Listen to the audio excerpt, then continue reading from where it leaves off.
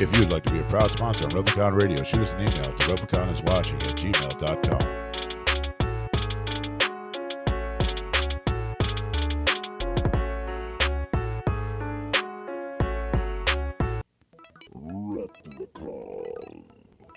Replicon Radio. Replicon Radio. Talking shit with the Juggalos on Replicon Radio. Give it a listen. Don't be a bitch. Replicon Radio. Yeah.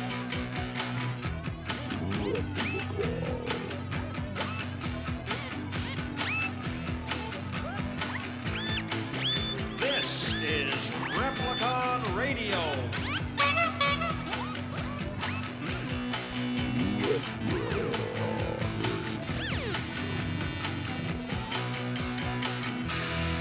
Woo!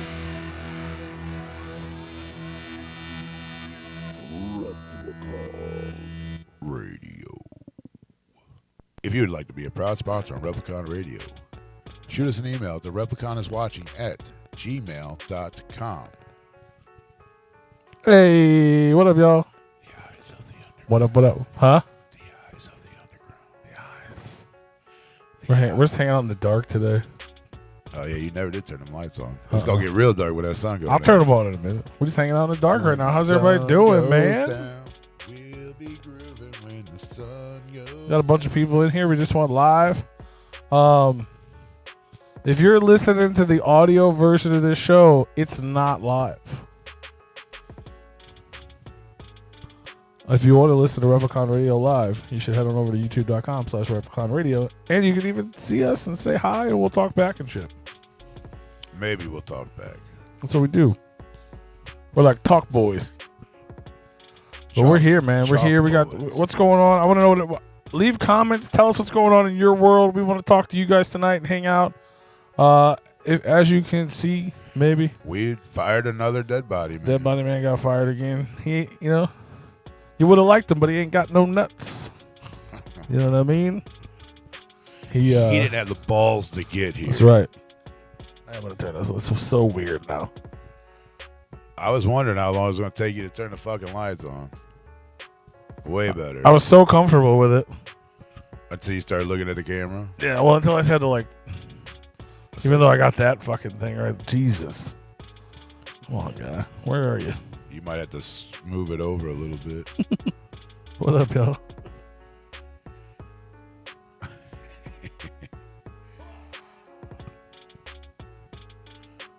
Anyway.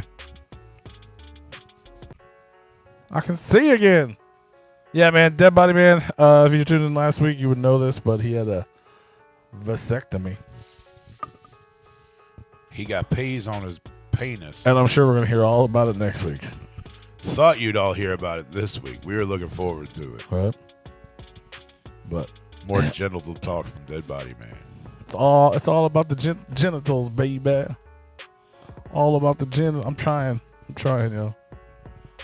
They screaming at you about that light? I can't. I'm not even in. I'm just trying to get rid of it. Yeah, and I can't see the comments on there. No, they pop up. They do, but I can't Oh, see because them. I'm right in front of you.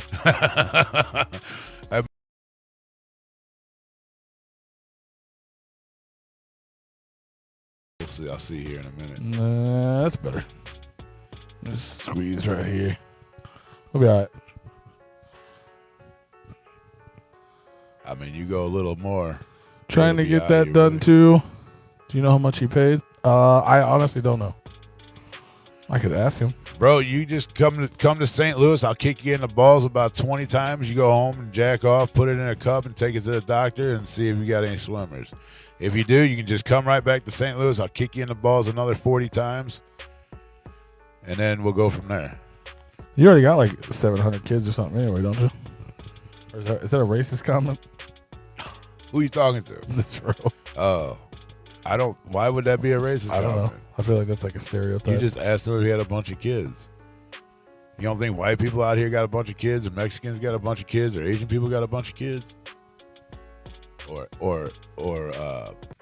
Irish people got a bunch of kids?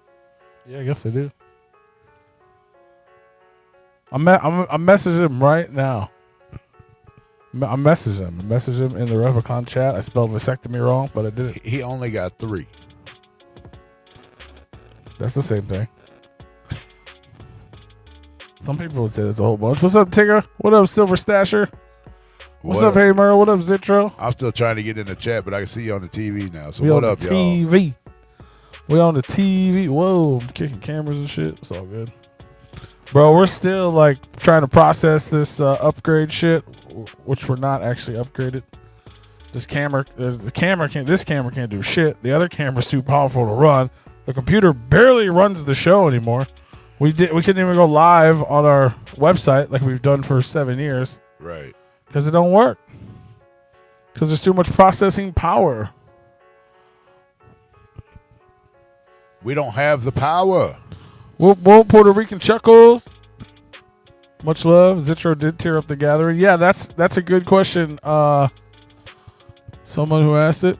Mark Haymerl. Wiggles asked the same question. I got emails about it. Yes. What's up with Fantasy Foosball? I did want to address it. If you guys pay attention to your emails, you guys should have already got an invite to jump in.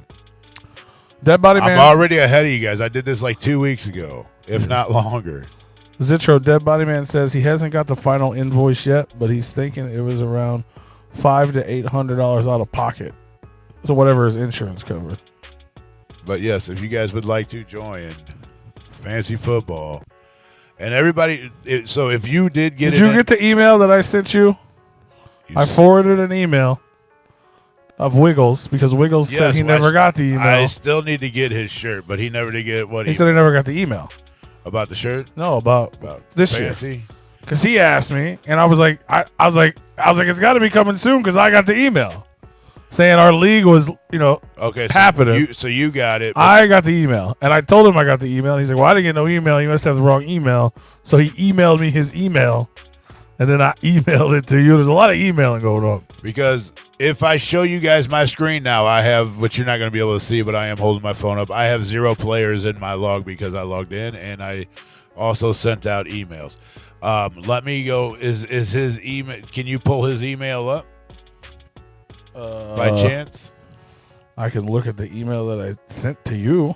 Okay, and then Team Legos, because I'm going to tell you, I'm going to try to pull up his email that I actually have on file. I don't want to give out the man's email. Well, if you want to be a part of this year's Fantasy Football League and you were not part of last year's, shoot us an email. The Replicon is @gmail.com. I might have to figure out how to pull it. And I'll forward it to Rue.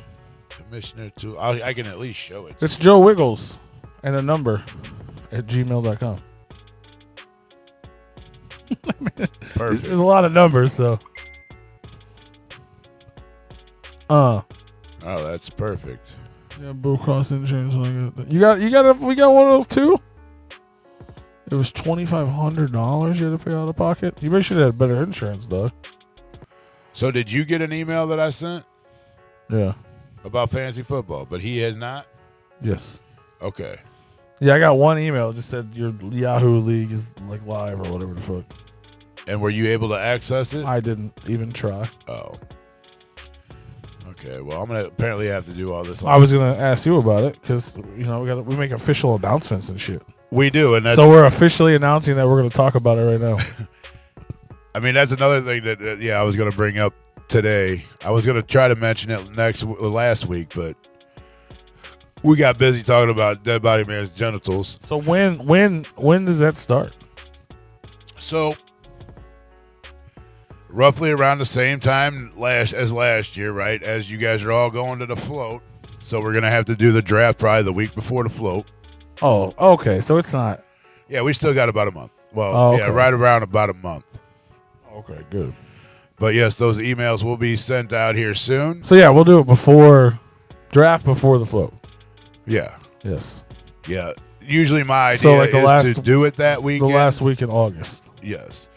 My ideal for fantasy football draft should be done on Labor Day weekend, just to get everybody that's injured out of the way.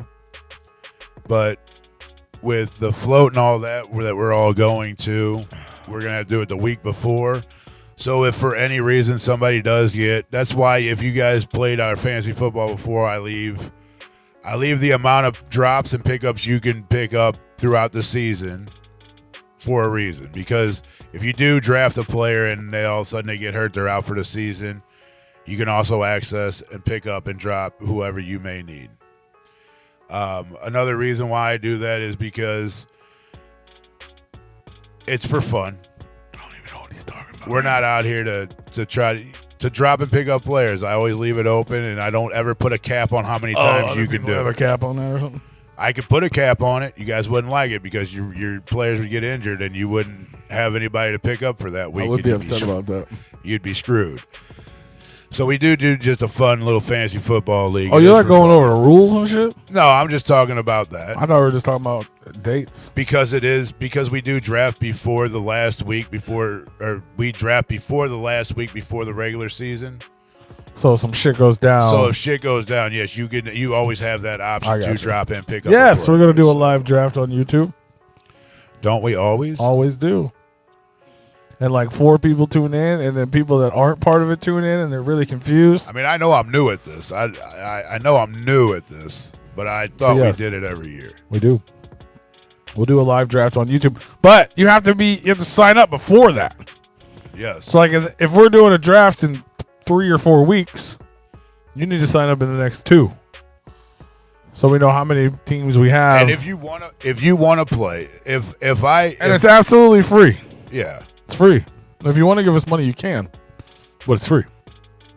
We'll never not take your money because we need it. Maybe we should just run like a donation league. Like you just give us a donation, you're in the league. What? But I feel like nobody would play that. Fantasy football this year is $10. Right. No prize. Just $10 to play. Right. Just have fun. No, it's free. It's fun to hang out. Yeah, I just like to do it. We do talk now. If you're somebody that can't handle shit talk, don't bother don't even fuck with the messenger. T.R. Diaz was on the league, wasn't he? Yeah, he played last year. I believe he's still in the email. Yeah. So everybody that played last year is still going to play this year unless they say they don't want to. Yeah, if they don't want to play. So we might have two leagues. Yes, as long as I get enough people to sign up to start a new league. I know we talked about that before because we almost had too many. Yeah. Which I'm okay with doing 2. I can do 2 teams myself. I'm okay with keeping up with. Nobody knows the answer to that Silver Stasher. Nobody knows the answer. What's the question? I still ain't in my. I seriously don't know how y'all don't have more people here. Oh, well, that's a good. Sometimes we do. Sometimes we don't. You must have listened to what last week's show. Yeah, a few people, bro. I'm not gonna front. Off what we're talking about, but on with kind of what we're talking about right now. Right. This week was so strange. Yeah. Like I got calls from Mike. I got messages from Kung Fu Vampire. I got messages from Chris Calico's people. Like, it's been a weird week. For what? We got so much love in Shaggy 2-Dope that we'll talk about later. We'll talk about that whole show. It's just been a strange week. Why people been reaching out? Because they're like, oh, don't think that we don't care. We don't see it. Wasn't even, I don't think it had anything to do with it. They were just showing love, or like some people wanted some of the footage we've been posting. I seen that. I seen some of the messages about that. By the way. Yeah, Calico's people wanted some footage. Kung Fu asked me to share. He sent a video I put up. Good. So he asked us to share some shit for him. Good. I do want to touch base on this because it irritated the shit out of me. Because people don't fucking tune into the show. Let that float shirt. So if you tune into the show, then you guys already know the answer to this. Are we doing trivia? Can I play? Sure. You're more than welcome to play this trivia. Replicon trivia. But we had a message that was sent to us about the awards and the voting. And they were extremely upset about people making fake counts. Now, here's the question. This is recent? Did we go over the... Well, yes. Well, apparently they were told by somebody to hit us up and let them know. So it's kind of old, but I seen it, and it was fresh on our message board. You'd like to hear Shaggy the Airhead do what, Tigger? And so the question is if somebody has 1,000 accounts and they're all voting, what do we do? we go and do our research on those profiles that are voting. If there's more than one, we do the research. And if you are only been an account for a day or two or a week or 2 weeks or 3 weeks, no, you're not going to fucking get that. Little finger. You don't get that vote. Is that funny, that finger is? So please tune into the show and listen to the rules and regulations on our award show when we're calculating Guess how many votes. you get?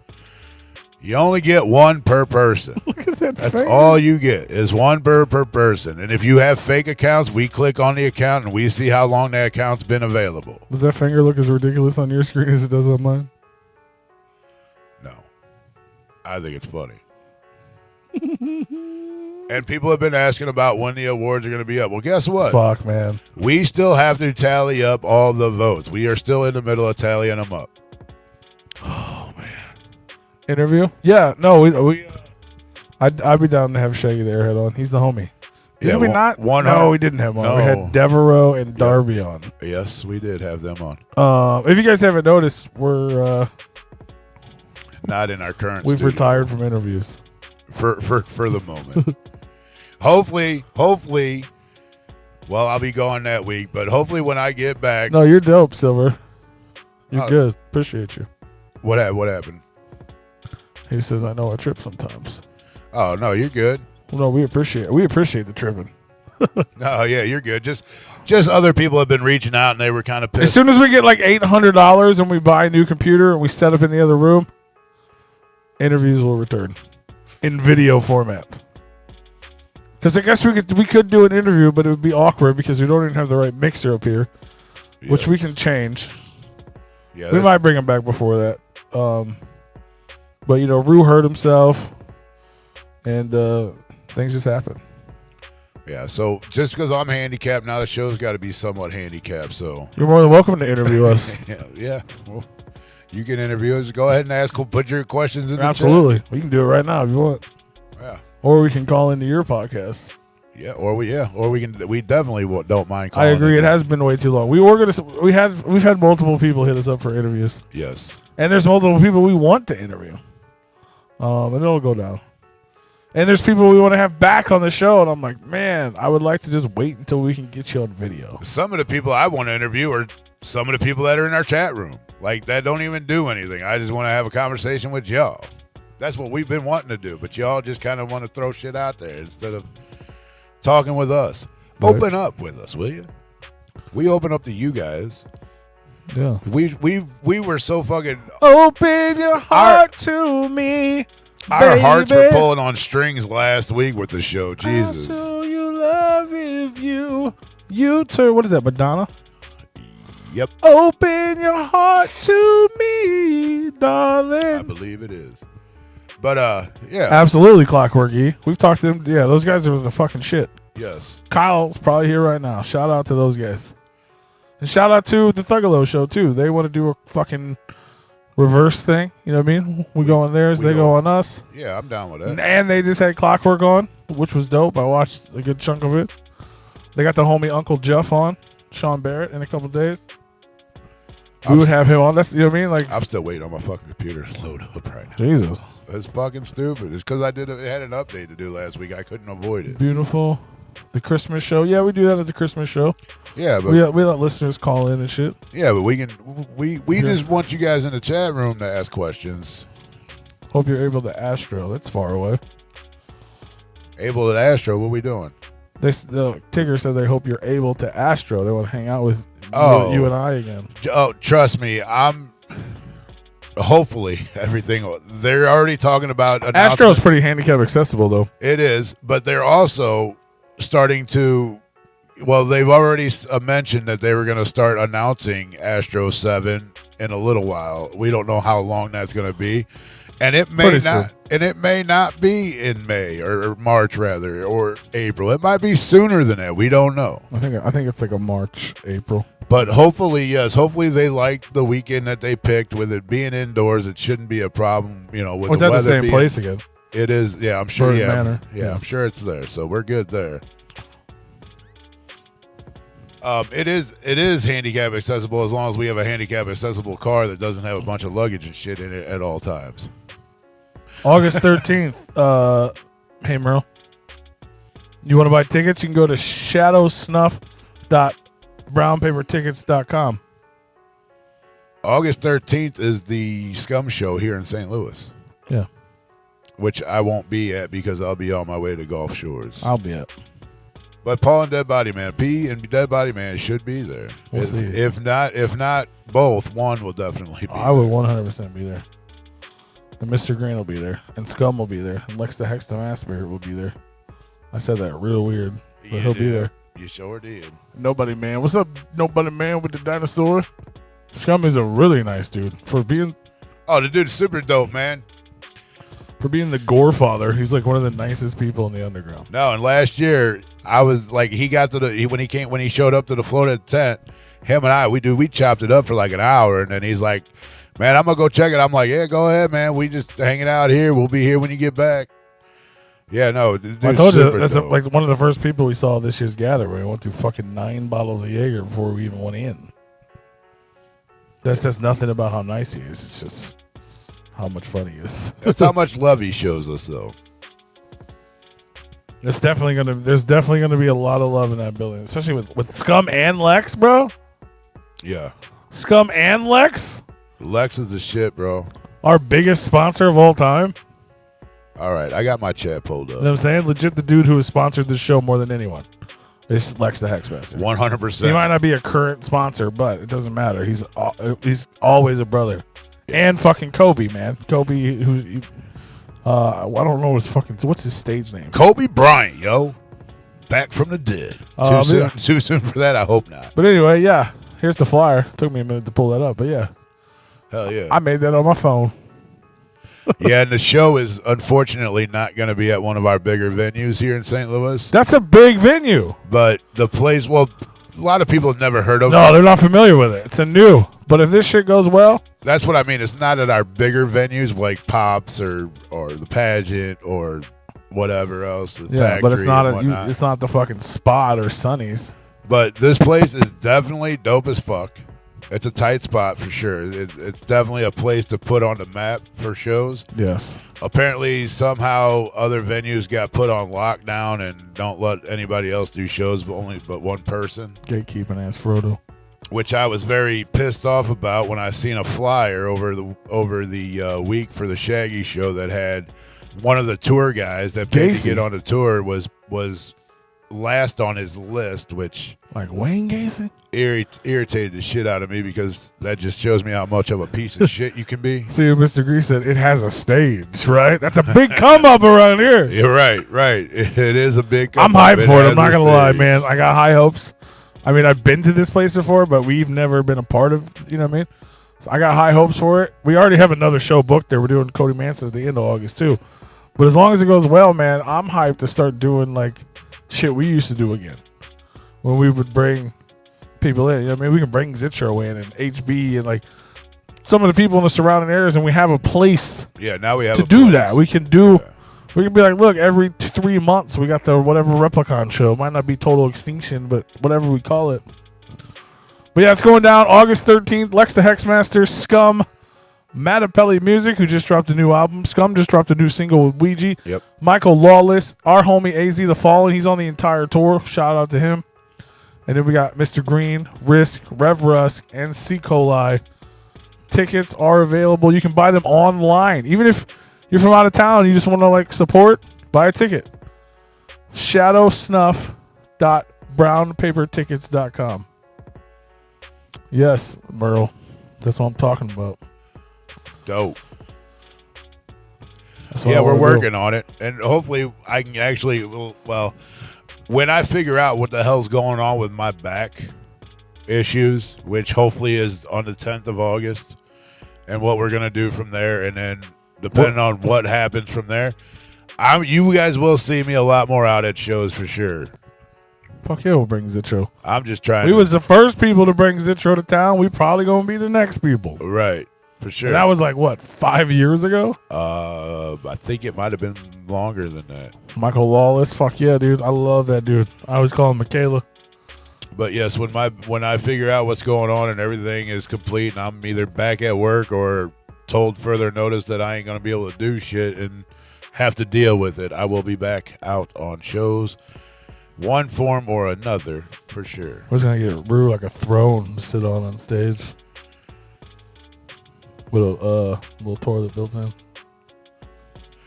Dog, I ain't gonna lie. I was actually really surprised about. I mean, for granted, I'm not on my feet for 10 hours like I'm at work and doing shit and live. Like I don't know how much I can lift at this point without hurting myself. I know a gallon of milk is about it. Yeah. Well, that's all I've tried, but my walking has gotten a little bit better because I'm actually resting and things are getting better. But if I'm standing too long, I notice I start to legs get a little shaky and shit. So you do a flip. We're hurting. No hate on peeps who do that, but please don't blame me for it. Motherfucking Noah's 13 in the building. Blame me for what? Puerto Rican? There's the fly. Look, I found it. See, it was actually Total Extinction 2. Kamikaze Cole, Zitro, Histio, Wicked Weapon. That other guy got removed. And there's other people there too. I don't remember. Look at that. I was still going by DJ Freaky P. Well, that's because you put that on your fly. Yeah, but that was like probably the last time ever. That was well, you did it because you were DJing that night. They're supposed to be, but then it got taken over. Oh, yeah. It doesn't have the year on it, though. I think it was 17. Oh, it was 17 a long or time 18. ago, yeah. It was probably 18, actually. Maybe 19. Zitro would know. But, yeah. Yeah, Kamikaze Cole was dope. Yeah, the first one was Preach and some other stuff. Yeah, Preach. What was there? What the hell was that gal's name? Shauna Knapp. Shauna Knapp. Yeah, that's it. And then the 816 family. First time we met them. That was the first time. Yeah, they were the first time they was on the show. That was when they stole the dinosaur. Yeah. You left at 18, so it had to be 17. Wow, that was a long time ago. Yeah, so it was. Yeah. It sucks we lost that venue. Shout out to Bob. Yeah. That was a tight little spot. I mean, the parking was fucked, and the area wasn't all the greatest either. It was terrible. But it was a cool spot. Well. Fuck, the last show we had there was mine and Dead Body Man's birthday. Was it? Yeah. Because I remember Bob made him and I. I think we did like I think Razakel or Luna 13 after that. Oh, maybe, yeah. The last not tour. Was there. But yeah, we did Raz there. That's when Dean came. Yeah. I remember Bob. We brought Luna 13 a second time by themselves. Did we? Yeah. Or I did at least. I wasn't there for that one. Yep. You breaking stuff, man. No, it was a terrible area. But yeah. What's going on in your guys'? I thought the guy was going to interview us. I was waiting for questions. Right. I never got any questions. Bring on the questions. Bro, I was in rare form this week, Roo. Why? I got drunk twice. I seen you with the Helens the other night. How'd you get there? I was wondering. I was on where the fuck was I was in Chicago, I guess. Yeah. And I got drunk not once, but twice. I was like, how the fuck is this motherfucker going to get the Helens? I was in Westport before that. What were you doing in Westport? Drinking. With who? Fat and Grape Joe. Oh, yeah. I seen that she was in town. Yeah. My friend Fat Cynthia came into town. And she come pick you up? No, Joe. Joe picked you up? Yeah. Picked us both up. We went to Westport. It was weird. Oh, of course. That area is not for you anymore, bro. Everyone there was older than me. I understand. But weird. You were in there in your pajamas and probably didn't fit in. Oh, bro, I was wearing the blue Replicon shirt, and Joe was wearing the pink Replicon shirt. Motherfuckers thought we was a couple. Yeah, a few people were like, "Oh, that's cute." I was like, "Oh my god, I gotta get out of here." But the homie Brandon's like the manager there. I was hoping to see him. Yeah. He was in Chicago with his Brandon family. from the clubhouse. Yeah. No shit. Yeah, I was texting him. He was in Chicago. We all were in Chicago, bro. Yeah. Where the fuck were you at? I was in Westport, which is about as far as I go when it's not a show. You should have been in Chicago, bro. But it was cool. It was all right. You don't have to pay to get in. They had a band and they got all them games and shit. That Westport Social House or whatever. Oh yeah, you were at the Westport Social House. Yeah, they got all kinds of shit in there. And I was like, but we all were like, this is kind of sucks. And then I had made a comment on Facebook, like, where do the cool people go? And Crittenden was like, we're at Helen's. Yeah. I was like, fuck it, let's go to Helen's. I was like, I'm in Chicago. We ended up hanging out with fucking Crittenden and Reno and 12, and it was fun. So going you, to Joe, Dave's and Cynthia Diner. all went over there too? Going to Dave's Diner at fucking 2:30 in the morning. Which one? The one down here or the one the one that took over Eat Right or Slingers? So they're open 24? 24, yeah. No shit. I thought they were closing. Mm-mm. I know the one in High Ridge, they open all night. Yeah. Who was hammered at Shaggy all the time? You were apparently. But it was fun. We were just catching up with old friends and shit. It was pretty cool. Yeah. Yeah, I had a 1350 bar tab. Sweet. Mm. I don't know, because that must have been Jaeger bombs. No, it was beers. Would you They run just didn't out? charge me for all of them. No, we had a cooler in the car and a bunch of Jaeger bombs. Oh. So Bottle what the of hell, Jaeger why in the did you cooler. go to the bar? Because we were inside of it. Yeah. At Westport, I brought my own beers in. At Usually- Helen's. Oh, at Helen's. Okay. Helen's, I bought some beer. Anybody we know from working there? Working there? Yeah. No, not that I saw. How'd you like I came up with old boy's name as I was in Chicago? Yeah, it was Like how the fuck? Like I knew Just I pops knew in the your name. head. Yeah, I knew the name I was telling you wasn't right, and I don't know how the fuck it just popped in my fucking head. And I was like, hold on, no, that's not the motherfucker. That's funny. But yeah, so we were here Monday. What up, the real freak? Wednesday was Shaggy 2 Dope. First night of the Shaggy 2 Dope tour. Mr. Green was playing. So we were out there for that. And as Tigger mentioned, I was hammered. I don't know how they know that. Because they were there. But it was a good time. We set up merch. It was so much love in the building, bro.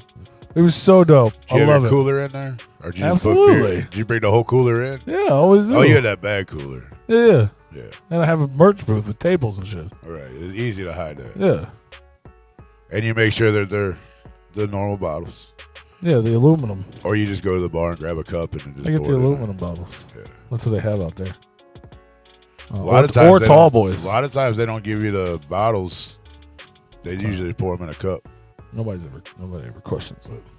True. But yeah, we're hanging out. It was just like as soon as we walked in the building, man, just setting up, because we was just at the gathering. Right. So I was like, "There's Clay, fucking big hugs." You know what I mean? Fucking Bakelo, he's out there on the tour. Tier Diaz, everybody. There was just all mad love. Yeah. Just hugs all around. JoJo. It was like, fuck yeah, man. Like I just saw y'all a week and a half ago. It's so dope to see y'all again. You know what I mean? So it was a good time. Tigger and them was out there. Mr. Green rocking. There was no cheese in the cup. I don't know what you're talking about. The cheesy plastic. Will FM is dope. Was in the building. Yeah. All of a sudden he started working for Frodo. All of a sudden, fuck him. We talking about Frodo. He was there with us. He took pictures of Frodo. He took- Frodo's like, hey man, thanks for the photos. I appreciate He it. took photos of everyone. Yeah, well, fuck him for taking photos of Frodo. So He fuck took photos of everyone. He was there for Green, really, but he took photos for everyone. Yeah, well, fuck him for taking pictures of the gatekeeper. But it was dope, man. It was a lot of fun. We drank a lot. He's saying the cheesy plastic cups they hand you out at Pops. Oh. Everyone was dope. The whole fucking tour was dope. Shaggy the Airhead, Tier Diaz, Odd Squad Family, DJ Clay, and then Shaggy fucking 2 Dope, man. Tore it up. It was such a good set, such a good time. And Mr. Green was on that tour. And Mr. Well, he's not on the tour, but yeah, But he was on that day. he was on that day. That's what pissed me off about the little gatekeeper. Put him last on the, listed Right. everybody, and then he was last on the flyer. Like, No. fuck you, dude. No, he played right before. I asked Shaggy you the about Airhead. that. I asked you about that. I was like, Yeah, I this remember. motherfucker. I'm like, if this motherfucker even tried to pull shit, Yeah, that would have been fucked up. yeah. You know what's funny, guys? That you guys sit here and maybe either do or don't know these people, but you hear how I talk about them. Like, fuck Frodo. He don't listen to the fucking show, but when I see him, I'll tell him to go fuck himself. Don't worry. I am that person. There's nothing I won't say behind your back that I wouldn't say to your face. Here, I got the whole thing right here. We got Frodo the Ghost, Rondo, POW, Mr. Green. Should have mentioned him last. I'm telling you, this is the order. I understand. Mr. Green, Shaggy the Airhead, Tier Diaz, Nathan James, Odd Squad Family, DJ Clay, Shaggy 2 Dope. And it was dope. It was 2 dope. And then I don't know what happened after that. I remember Shaggy playing. And then I remember, beep, we're in the parking lot and a bunch of our stuff's sitting around the car. And then I remember, beep, I woke up upstairs on my couch for some reason. And then I remember whoever you rode with kicked you out of the fucking car. And then I remember beep, looking on the internet and there's pictures of me with Shaggy 2 Dope. I'm like, I don't remember even kicking it with Shaggy 2 Dope. But yeah. Right on. I wouldn't say anything, wouldn't say to you. Right. I thought you were supposed to ask some questions. Say something to me. Silver Stasher. I like that name. That's a dope ass name though. But yeah, man, it was a dope ass show. We got night one. They're still fucking out there killing it. I know they just fucking rocked Texas, and Lardy B came out, and she's part of the second leg too. See, wish they would have had her here. Well, she's gonna be on the second leg. She lives in Texas, so she just showed up. Well, yeah, but and Clay brought her out, but she's gonna be on the whole second leg of the tour. I ain't going to Texas. We need to get on some second leg dates. Sean Aroni. They got Indianapolis, and they got Tennessee. I just want to go back to Tennessee. I wonder what old boy is doing anymore. I don't see him on Facebook with his shirt off anymore. No clue. Throwing Pop-Tarts at people and shit. I don't know. I don't even know if he's still wrestling. No clue, bro. Hell yeah. What are you talking about? Ticket? Do they ticket? Everybody ticket. Yeah, the whole second leg is Lardy B and Hex. Instead of 18 acts, they got 2, which means they have more room for openers. That's because we don't have that many dope openers here in St. Louis. It doesn't matter. It's just that they were added last minute because originally there wasn't supposed to be any because they had so many people on the tour. Right. The space was taken. But when you're here in St. Louis and your venue has to say, oh, well, we need to put some locals on the fucking show. You know the show is You thought it was gone? Good tickets. You talking about Indy? No, there was a where do we normally go in Indiana? Carl's. Fort Wayne. There was a Fort Wayne date at Pierre's, and now there's an Indianapolis date as well on the second leg. They added a bunch of shit. That'd be dope. And it's kind of far away too. I'm trying to look. Yeah, Fort Wayne. Tennessee wasn't on it. Yeah, no, it was but it wasn't Nashville, it was Knoxville. Is that a Tennessee place? Yeah, no. Yeah, Knoxville, Tennessee. Yeah. Yes, Knoxville, Tennessee is a place.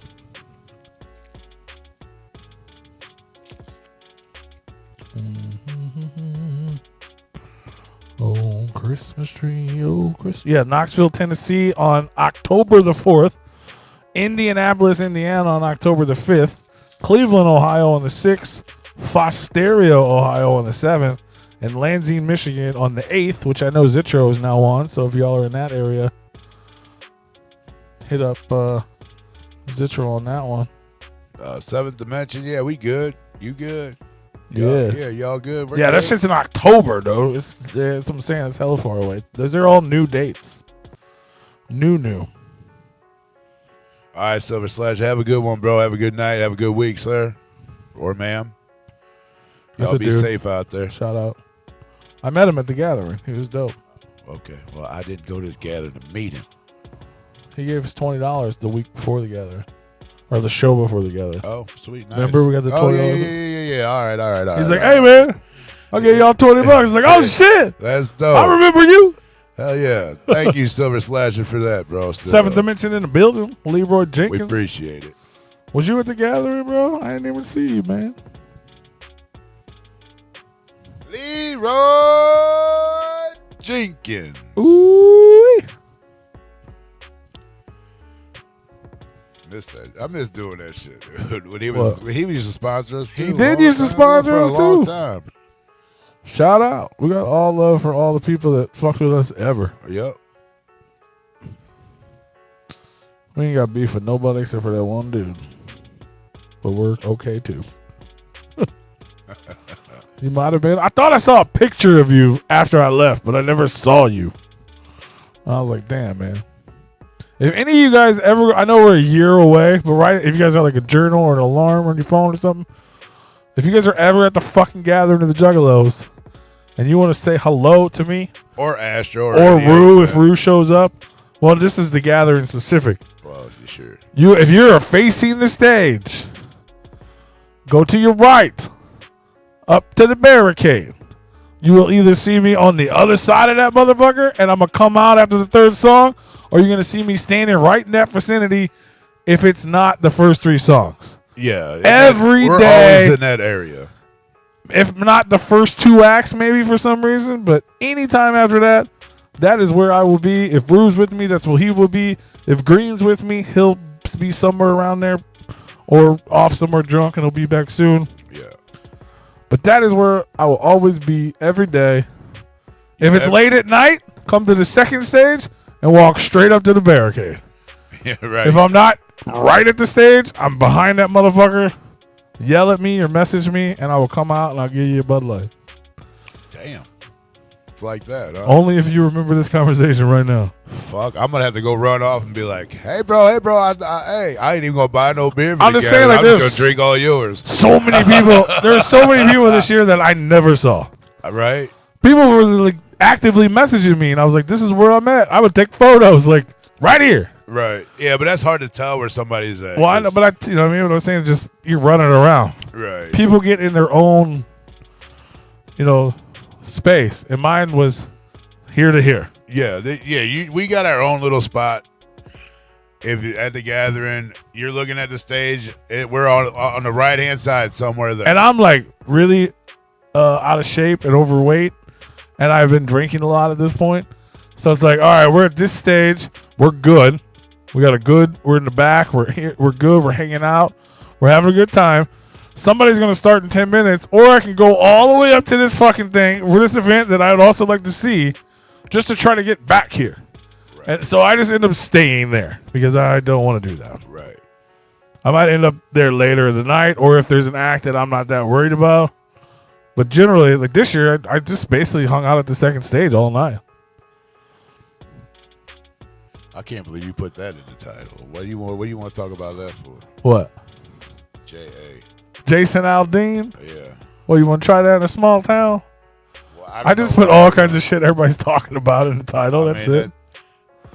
Jason Aldean, Barbie. I ain't even seen Barbie. I mean, because of these, because of the wonderful things he does. These people, this canceled culture, I guess, is what everybody's calling them. Yeah. Because of them, he hit number 1 on the fucking charts. Thank you. That's exactly what he's saying to all you people right now. Thank you very much. Oh, sure. I think it's funny. And if you listen to it and you actually listen to the lyrics, there's no racism in it. Not in my eyes, no. There's more worse shit out there being said about people in other songs than anything that was even in that song. No, I could care. But you want to talk about racism or people killing people? I watched it once. I watched it once. The video's a bigger deal than the song, I think. Well, because people are fucking they're because of all the imagery. Because of shit that happened, though. You can't blame a fucking video for the shit that you blame yourselves because that's why you're on the TV. But it's the same reason people hate Tom McDonald. I guess it is you're just doing shit that people are going to pay attention to, type of thing. Yeah, you made him number 1. It worked. But I don't think that's why he came out with that song. Probably not, but because here we are 3 But that's why they're mad about it. That's right. You know what I mean? Right. Like, and we're talking about it. We don't talk about country music unless it's Jelly Roll. I mean, I like the song. I'm not gonna lie. I like the song. I think it's I listen to a wide variety of music. I love to country music. Think it sounds like every other Jason Aldean song. See, I don't. Because I went back and I was like, I know I haven't listened to the dude in a long time or in a minute, but maybe I have. Let me go check. And I went back and I looked and I'm like, bro, I haven't really listened to this dude until this song come out. I don't think it's a number 1 song. It shouldn't be. No. You know what I mean? I think it's fine. But it doesn't sound bad. But he's out there. It's yelling, not a bad song. No. If you're into country music, it's fine. I'm sure you'd like it. Right. And it is a country. It is more of a I honestly thought song. The melody was to be like, if we're actually like reviewing it as a song, the melody's off-putting because the fucking chorus doesn't rhyme. Right. Like it's weird. Like he says an extra syllable, Right. and it fucks me up every time. I'm like, what is happening here? I mean, he's saying what he wants to say, and it works, but it's strange. Right.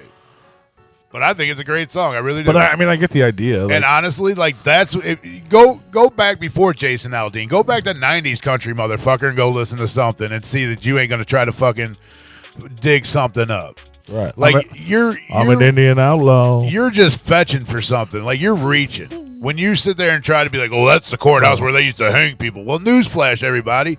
Every courthouse in the fucking states they've hung people at unless they tore them down and built new ones. Sorry about breaking the fucking news to you. But that's what they did. Sorry. What up, killer? But that's what they did, man. And honestly, dude, I like that song, and I don't feel like there's anything of racism in there. What's racist is people fucking sitting here digging this up and assuming that there's race involved in this. Tells me who the real racist people are. To be honest with you. Yeah, like, if you dug that far and you went fishing that far deep to find the some whole fucking world is racist, just constantly fishing, y'all. Like, bro, like up, you gotta reach that. Like, when the fuck did you become Stretch Armstrong to reach for something that fucking deep, bro? Who cares anyway? Right. I mean, if you, like I said, the lyrics that have nothing, and you know. Crime happens, yes, it does, and people don't do that shit in. I mean, the whole song is basically just him saying, "Don't be stupid." Yeah, I mean, even when he says, you know, if you want to do that, go to the city, but good luck. You know, he also says, "Good luck trying that shit in the fucking city." I saw somebody made some posts. I think it's funny. It's so stupid, but there's so much shit about it. It's like someone was like, "Oh, 2 years ago he made a song. I can't remember the name of it." It's called Leaving Something, and it was a song about how shitty his small town was, which is why he moved away. Right, but then and now he's like, try to have a small. I'm like, well, it's fucking country music. Like, it doesn't matter. Yeah. He's not out there fucking breaking windows and shit. He's just writing a song about the shit he sees on TV. It's fucking current 100%. If you're going to be mad at anybody, be mad at the media for doing that shit for real. People get mad at Tom. Like, oh, he's just making clickbait songs. Well, that's what we're working. Fed. It's working, isn't it? Yeah, I mean, it fucking blows them up. And honestly, you know, I do one from Nova's Girlfriend to fucking #1 on Billboard. Right. Jason Aldean was doing fine already. Yeah. He just wasn't on. He wasn't everywhere, like he is now. Think about Juggalos hating on Jelly Roll. Dude, I'm not gonna lie. I think they're stupid. There's things that I've said that you might consider me hating on Jelly Roll, but I'm not. I'm hating on these new fans. Because they don't know shit about him. They can't say that they're a fan because they've heard 1 or 2 songs, maybe 3 songs. I've been a fan of Jelly Roll because I've been listening to him for so long, and I know that he has other stuff out there. So that's what I get pissed off. Just heard one song, and you became a fan of that song. That's the beef that I have. Like, you can't be a fan of an artist until you discover more of that artist. Now, if you hear a song, you can be a fan of that song, and yes, Jelly Roll does that song, whatever.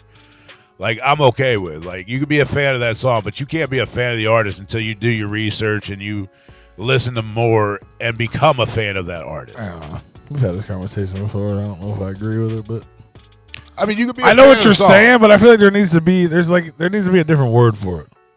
Like, because I'm like, you're just a fan. You're just a fan. Okay, you're talking about people that are like. That's like someone that listens to ICP and Juggalos. Like, those are different people.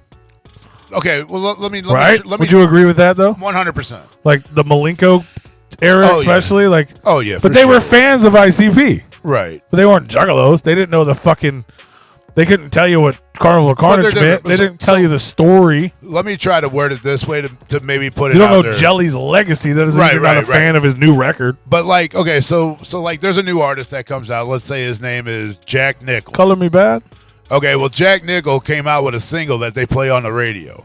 Now, Jack Nickel, that song is fucking awesome to me. Like, I'm a fan of fucking that song of Jack Nickel. I don't know Jack Nickel from fucking nowhere because I haven't heard anything. He was my favorite Joker in the 89 Batman. Is it really a person? Jack Nicholson. Oh, yeah. But say Jack Nickel's got this song out. Now, I'm a fan of that song. I like that song. I can't say that I'm a fan of Jack Nickel because I don't know anything else he does. But once he gets an album out, now I can be like, oh, I'm a fan of that album. Like, I really like this dude. I'm going to start paying more attention to him and enjoy more music. Sure. You really can't become a fan of somebody. You're just a bigger fan. But see, I feel like you can't be a fan until you've been listening to that. Because just because one album comes out and you're like, oh, that album's the shit. We've seen it with ICP plenty of times, and 90% of ICP's albums are the shit. They are great fucking albums.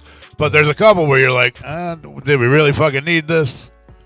So, and nowadays when people get put on the radio and get that clout, their first album, sure, it's like the shit, or the first album sucks and then the second album's the shit. We're all here for the Barbie review, fam. I understand. I'm pretty fucking sure you guys are, but I don't. I already said last week I would never go watch this fucking movie. I have no desire, even though Barbie was big in the fucking 70s and 80s Barbie when girl. I was growing up. How can you say you're a fan of Barbie? But I'm not a fan of, like, I'm not going to go watch the movie. I'm not going to go buy these fucking Barbie toys. Even though if I was smart enough, I would have bought them back in the fucking 80s, kept them in the fucking box, and then turn around and resold these motherfuckers. I agree with what you're saying right there, Killer. I don't think I normally agree with him. Absolutely, man. Sure. He did it. Look, straight up. This fucking Nick. Remember Nick, the guy who fucking paid for all of our shit when we almost lost the studio? Yeah. He texted me out of the fucking blue the other day while I was pooping. Oh, nice. What day? Like, literally, what's today? Yesterday. I don't know. Last time I talked to him, last awards. Hey, did you hang out with that Jelly Roll guy? That's what he messaged me. Really? I was like, yes, I did. He's like, well done. And I was like telling him, like, you know, we interviewed him in 2019 and blah, blah, blah. We're supposed to go to his house and shit, COVID. Yeah. And he's like, hell yeah, man, that's dope. I mean, I had conversations with that dude every time he watched him on Rogan, and he was like, that shit was fucking dope. Oh, really? But I was like, yeah, man, this is my response to him, like, starting to get into him. I'm like, dude, he's a really great guy. Killer, and deserving. I believe that, too. But I was like, he's played 8 or 9 fucking gatherings. Like, the dude's been around forever. Yeah. People act like he's a brand new That's what I don't like, is people that act like But I'm saying, like, around. He's talking about Juggalo's getting mad at him. Like, the motherfucker played, like, 8 or 9 gatherings. He offered to play one a couple years ago for free. Yeah, when Rod, you know what I mean, like that was a public fucking thing. Yeah, and they told him that they didn't want any repeated. He's down with the fucking cause 100%. Like he hasn't changed. He's country, but that was him. He's still him. No, but I feel as a person he's changed. For the he's not a fucking thug, but he's the same Jelly Roll. He ain't gonna play. I guarantee if they asked him to play together and he'd turn it down. I don't know. I bet he would. I don't know if he would. Because I feel like at this point, you're just using me to get more people to attend. And he wouldn't be wrong for that either. I'm not saying that he would, but I recently shared a clip from our interview where he was talking about doing an album with Twisted. I bet in the year 2023 of our Lord and Savior of the Dark Carnival, Jelly Roll and either Twisted or someone from Twisted will have at least one more song come out. Well, it's already probably recorded. Yeah. How much are you willing to put on this? I don't know. How about a new track? Let's say 2024. Well, we still got the rest of this year. I understand. Well, let's say 2024 because I'm pretty sure somebody already has a track with Jelly Roll on it that they're just sitting on waiting. No, new.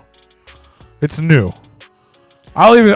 I mean, it's gonna hit. Of course, it's country roll. It's gonna hit the Twisted and country roll. It's gonna hit the waves, but who's to say that it's not already pre-recorded? Twisted and country just roll. Sitting to hit it out. Who? Twisted? Maybe. Twisted or Twisted. And okay, let Jelly Roll put that out. And let's see what happens. All right. Because I know Twisted's probably the one putting it out. But let Jelly Roll put that out and see what. You think that would be dope? See what the current fans think about that. I don't care how country it is. They're going to hate on it. Exactly. That don't mean it ain't dope. But it's the same people that he's asking about who's hating. But because they're doing it doesn't mean who else is going to hate on that? The Twisted fans are going to hate on it too, probably. Twisted fans already hate on Twisted for doing rock music. Now they're going to hate on him for doing country So now music. you let Twisted put it out. Twisted not only keeps their fans, but they don't gain anything new from that. Because the Jelly Roll fans are going to be like, who the fuck are these clowns and what the fuck are they doing? Well, what if they're not doing it to gain anything? What if they're just doing it to make music with their brother?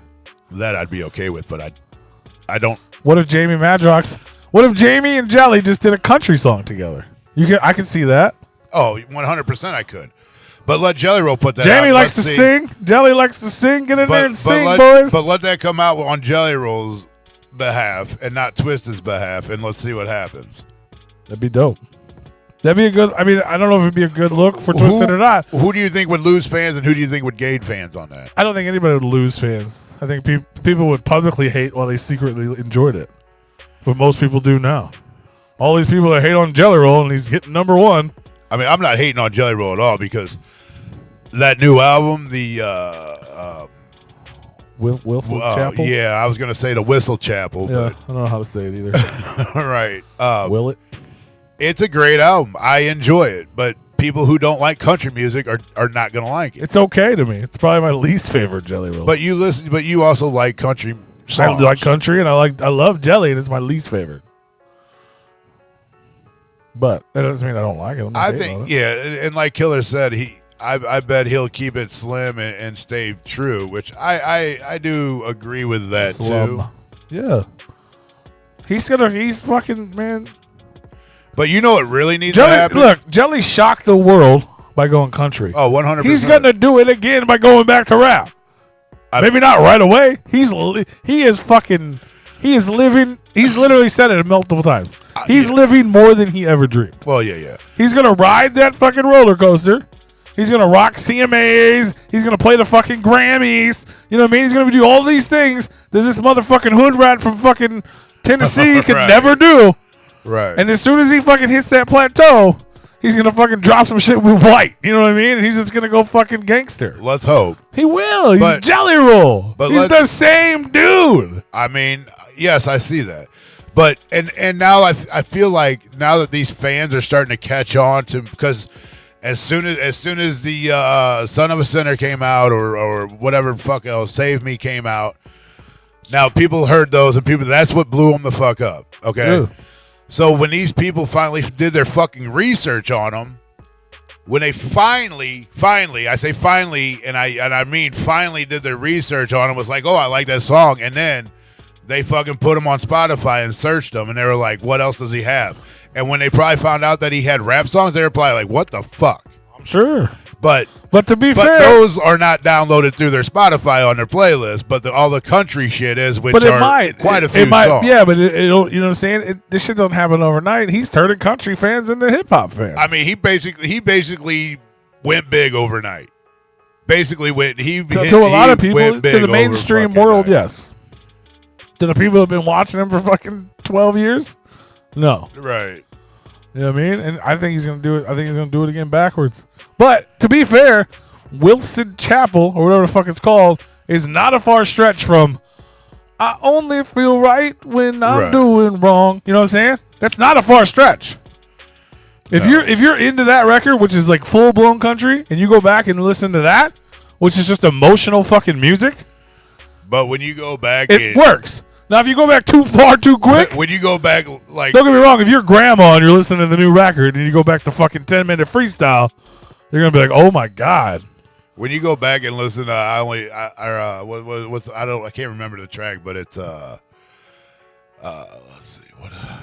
Give me a second, I'll think. But all that Waylon and Willie shit has got country. It's not that big of a stretch. No, it's not. Some of his shit is just straight rap. You know, especially like the fucking No Filter shit with White. You know. Break the knob off, you know? Yeah. Shit with Twisted and shit. What the hell is that track where he's like, fuck yeah. All that therapeutic music shit, man. I could go back and look it up, but it's the one where he's like, you want me to choose you before the crew? Something, blah, blah, blah, blah. I'll never ever choose you over my dogs or whatever. Mm-hmm. Like, you go back to that song, motherfuckers gonna be like these country folk go back and hear that song, they're gonna be like, fuck this guy.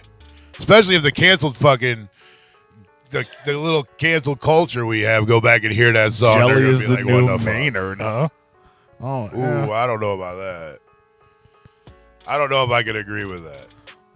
I mean, that's something to unpack, but yeah, I mean, he's definitely. Unfortunately, like, here's my opinion on that. If you'd have said that, if I was still in high school, I would be like, oh my god, because Maynard was like the fucking best thing in the entire world. Well, you Maynard could do no wrong. You really weren't 100% on the Jelly Roll side. So you No, I'm talking about, but I'm just talking strictly Maynard. Oh yeah, like Maynard when I was in high school was the greatest thing in the fucking world. Right. I thought he was the best fucking singer. I thought he could do no wrong. Even when he started doing Pustifer, I was like, holy shit. Right.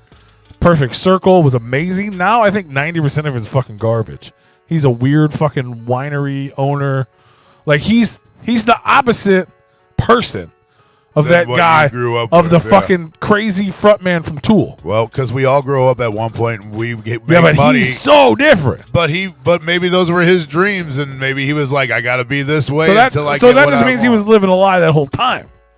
No, maybe he just started growing up and was like, I'm okay with that. I'm okay with just growing up, but I'm saying him musically, whatever, like it's weird. I mean, what'd you? It was always weird, but amazing. Now it's just strange. What'd you think about the new Tool album? What was that? That was, well, like 10 years ago? No, they just came out with one like the one that's 3 like years 98% ago. instrumental. Yes, it's fucking weird. It's it not was that good. When did that come out? Did that came out in 20? Was it 19 or 21? Or did it come out during the pandemic? I think it was longer ago than that, bro. I think it only came out in like 18 or 19. I think Jelly's amazing. And Tool. Look up when that last I guess Tool record came out. They went mainstream, but they didn't go Jelly Roll country mainstream. I bet that. I mean, they probably sold more records because they've been around a lot longer. Plus, their fucking concert tickets are like hundreds or something dollars now. Like Rage Against the Machine and all that. So are Jelly Roll tickets. Fuck off, man. No, they're not. They're like 80. 2019, Fear Inoculum. Yeah, 2019. I don't even remember. I knew I remember it, but I don't remember it. That's how good it was. Same with that 10,000 Days shit. I mean, let's be honest here. Nobody sells records anymore. They sell singles.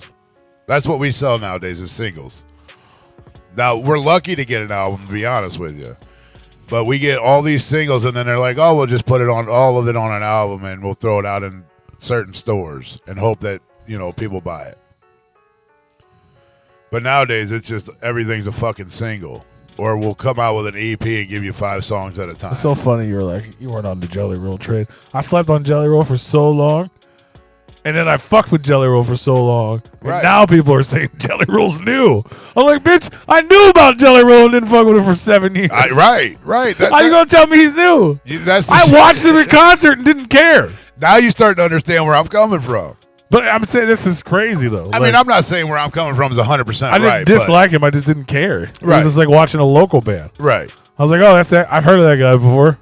You guys got another beer? You want to do some shots? And maybe that's why I'm a little more heartfelt about this than maybe most, because when I the first concert I went, I seen Jelly Roll, and I was like, this dude's going to be somebody someday. I didn't know it was going to take him 30 fucking years later to figure it out. Right. But you kind of lose hope after 20. You're like, well, maybe he's just going to be on the underground with us for. Dude, there's so many things. But it's dope. Especially in those days, dude. I had thoughts like that. A lot of people. Most of the time, I ended up right, and a lot of times it was a long fucking. So then, when I started thinking that, I would make sure to go buy their shit. Right. You know what I mean? Like, I'm gonna let me buy your first record, because in 6 years from now, when you're fucking top of the world, this is out of print. No one can get it. I got it, type of shit. Right. You know what I think is funny, and I don't know how many other people see this. Oh, I remember that shit too. What, telling this PO he's hanging drywall, which he did. He used to hang drywall. A new age fan since he's been famous, says he's been watching Jelly Roll for a while, which I find it hard to believe, but maybe. But I know he definitely watched the fucking documentary, because he did like a meet and greet, and he brought a piece of fucking drywall to have Jelly Roll sign, and he's like, all these years that I've signed shit, nobody ever thought to bring a fucking piece of drywall. Really? Yeah. I'm like, Jelly, because for one, he's not a fan. He's a new age fan, which is cool. You're attracting more people, which is great for you. But your documentary been out when you talked about hanging drywall. Most people didn't know you hung drywall until that came out. And if they did hear you ever hang drywall, it's people in the underground, because that's shit you talked about on stage. It's crazy, dude. It was fucking hilarious, bro. It's so, the Jelly Roll thing is so nuts. I went back and watched our interview, which is fucking terrible. I watched it too, but it was good for what we had. Yeah, we didn't know what the fuck we were doing. It was good for what we had and where we were at. You know what I'm saying? But watching it, it's so bad. Yeah. But to know what actually went down, like the fact that we had nothing worked. Right. Nothing worked.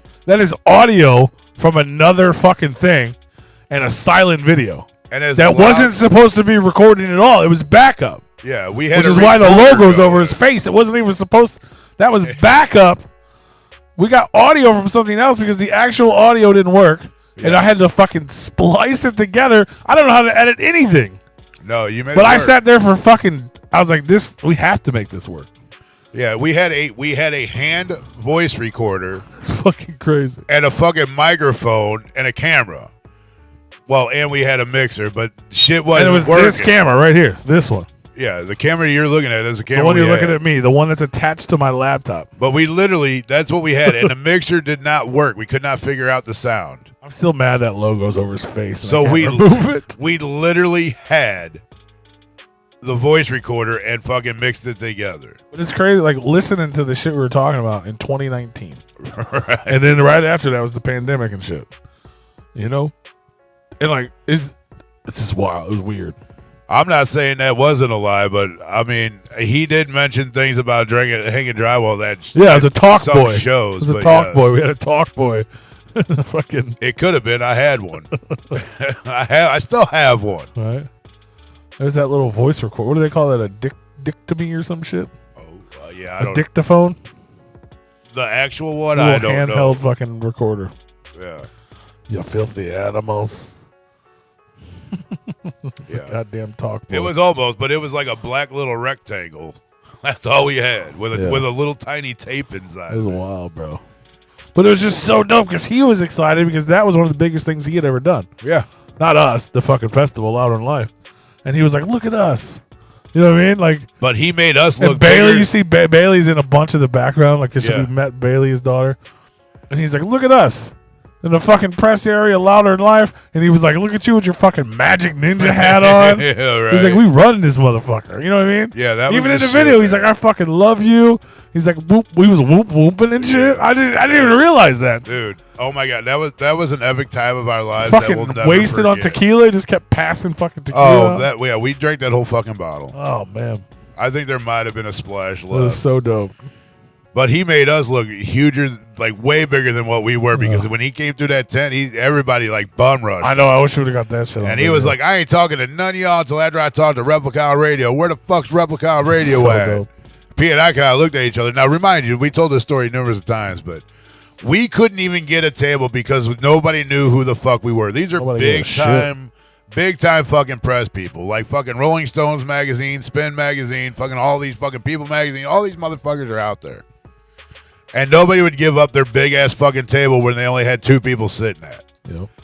So when Jelly Roll came through the back and was like, I ain't talking to none of y'all until after I talk to Replicon Radio. So Where's dope, Replicon bro. Radio? And all of a sudden, we've got 10 people handing us their tables and shit. We're like, no, fam, we're good. We got these 3 fucking chairs here. We have 3 chairs here. We're fucking good. We're set up on chairs. Yeah, literally set up. That was our table, was fucking chairs. P had a chair, I had a chair, and we had a mixer on one.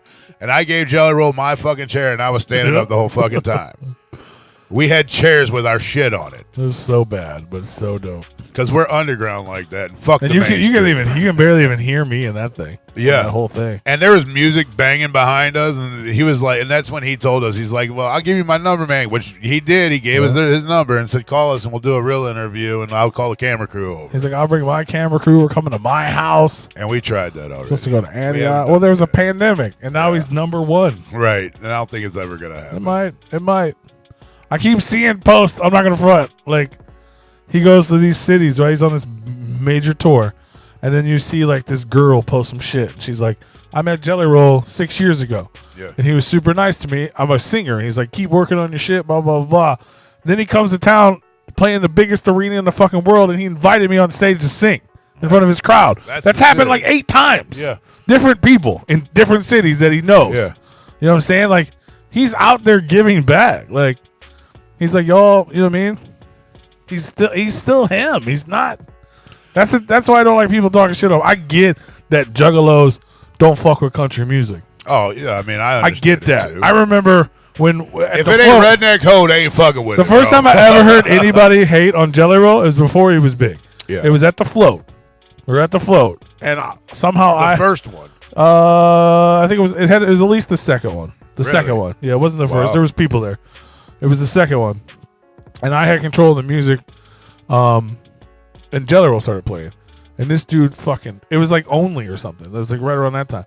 This dude flipped out because he didn't like singing sad Jelly Roll. He liked drug dealing Jelly Roll. Which I understand. And he was like, fuck, like he was like mad. He was like, fuck this shit, blah, blah, blah. I'm like, you're just a piece of shit, dog. But you're playing like this man has leveled up. I understand where you're coming from, but when you're trying to hype a crowd, you don't play no slow. Well, we weren't hyping the crowd. We were playing fucking board games in a tent. Oh, well. It was in the middle of the day playing you probably still don't play that. No, it was just that guy. He didn't like it. Like we got in a little argument about it because I was like, no, fuck that. Like, but he was just trying to enjoy the music. Was he playing games? Yeah. Well, he just didn't like. Maybe it was making him sad. He just doesn't like Jelly Roll. You were making him sad. He was just like the people on the internet that are mad he's doing country now. Yeah. He was mad he was not singing about drugs anymore. He was singing about feelings. Right. Hey, Killer, I was going to bring this point up. I was going to say when we were talking about, him doing a song with somebody on Magic Ninja or whatever that comes out.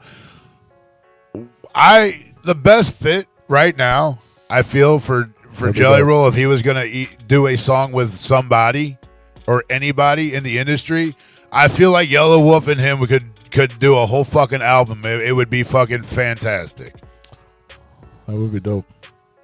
That is something I would. He's the only rapper on the country album.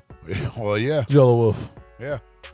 I would like to see them do something more together, though. Oh, you're going to watch Jelly Roll. He's going to drop a track with Jamie Madrox. And then like a week later, he's going to drop a track with Garth Brooks. I can see that. And they're both going to be dope. I can see that happening because he met Garth Brooks and they were having a conversation. He's like his favorite country dude ever. Yeah. He was like fanboying to meet him. And he was crying during the whole fucking interview or the whole, situation when they were talking. Who doesn't fuck with Garth Brooks? Bunny had put it up or whatever, and he's just sitting there crying the whole time that he was sitting there talking. Like, I don't care if you don't. I can get it, man. Like I said, I get people don't like country music. Right. And I get that maybe you don't like Jelly Roll's country music. It's my least favorite. You know what I mean? And I love Jelly, and I like country music. But who doesn't fuck with Garth Brooks? You know what I mean?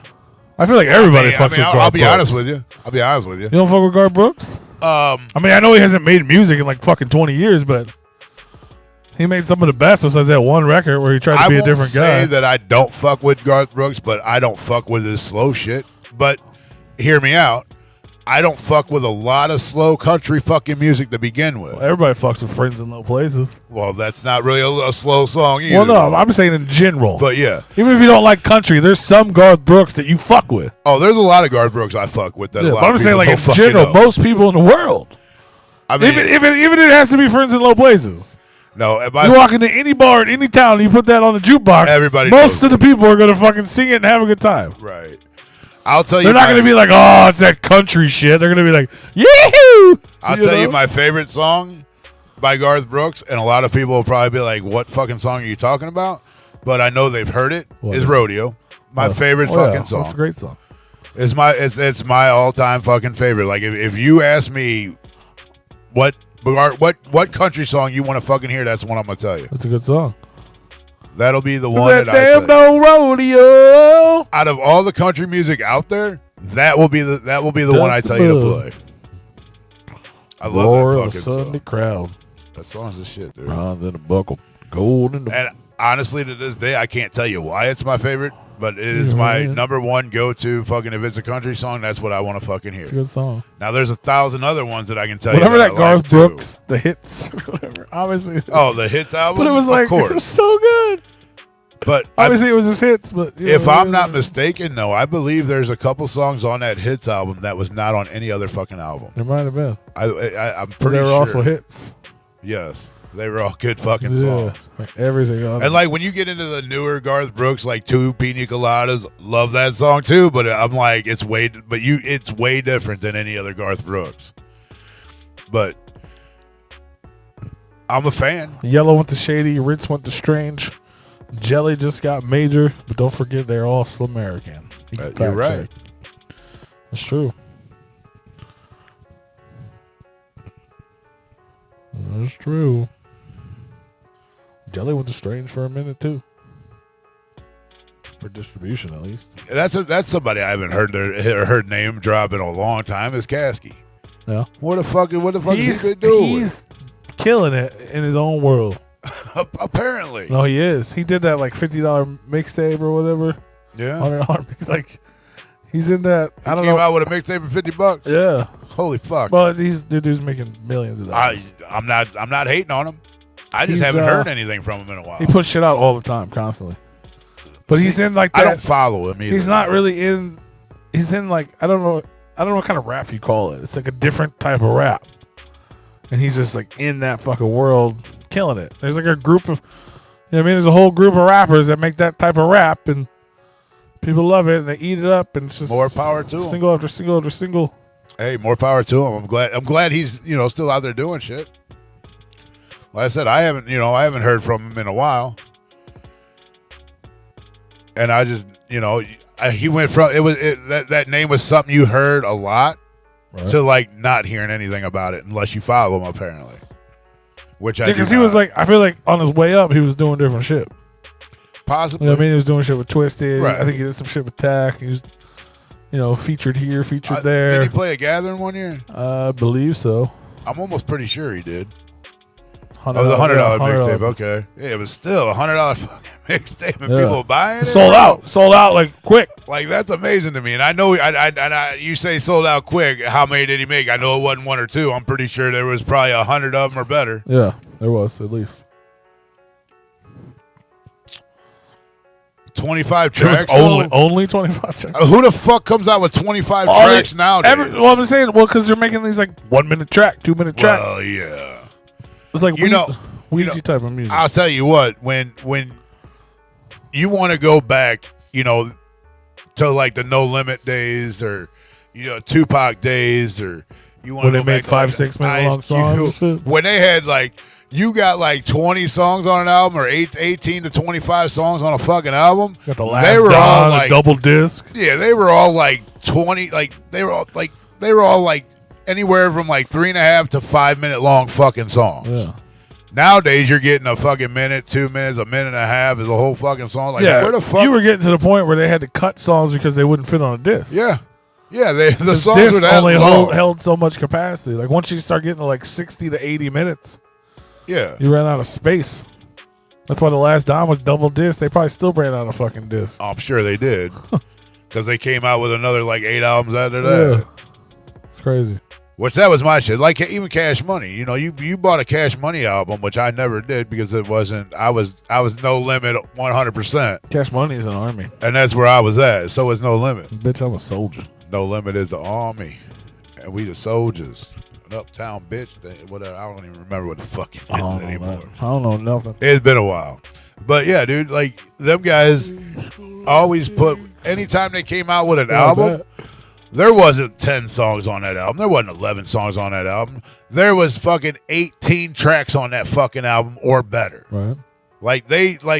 Because the way they looked at it when they put out a disc, they're like, I'm not going to waste space on this. I'm paying for this shit. Why am I going to waste the fucking extra time I could put on here? And so they used the whole fucking disc. Yeah, digital fucked all that up. Yeah.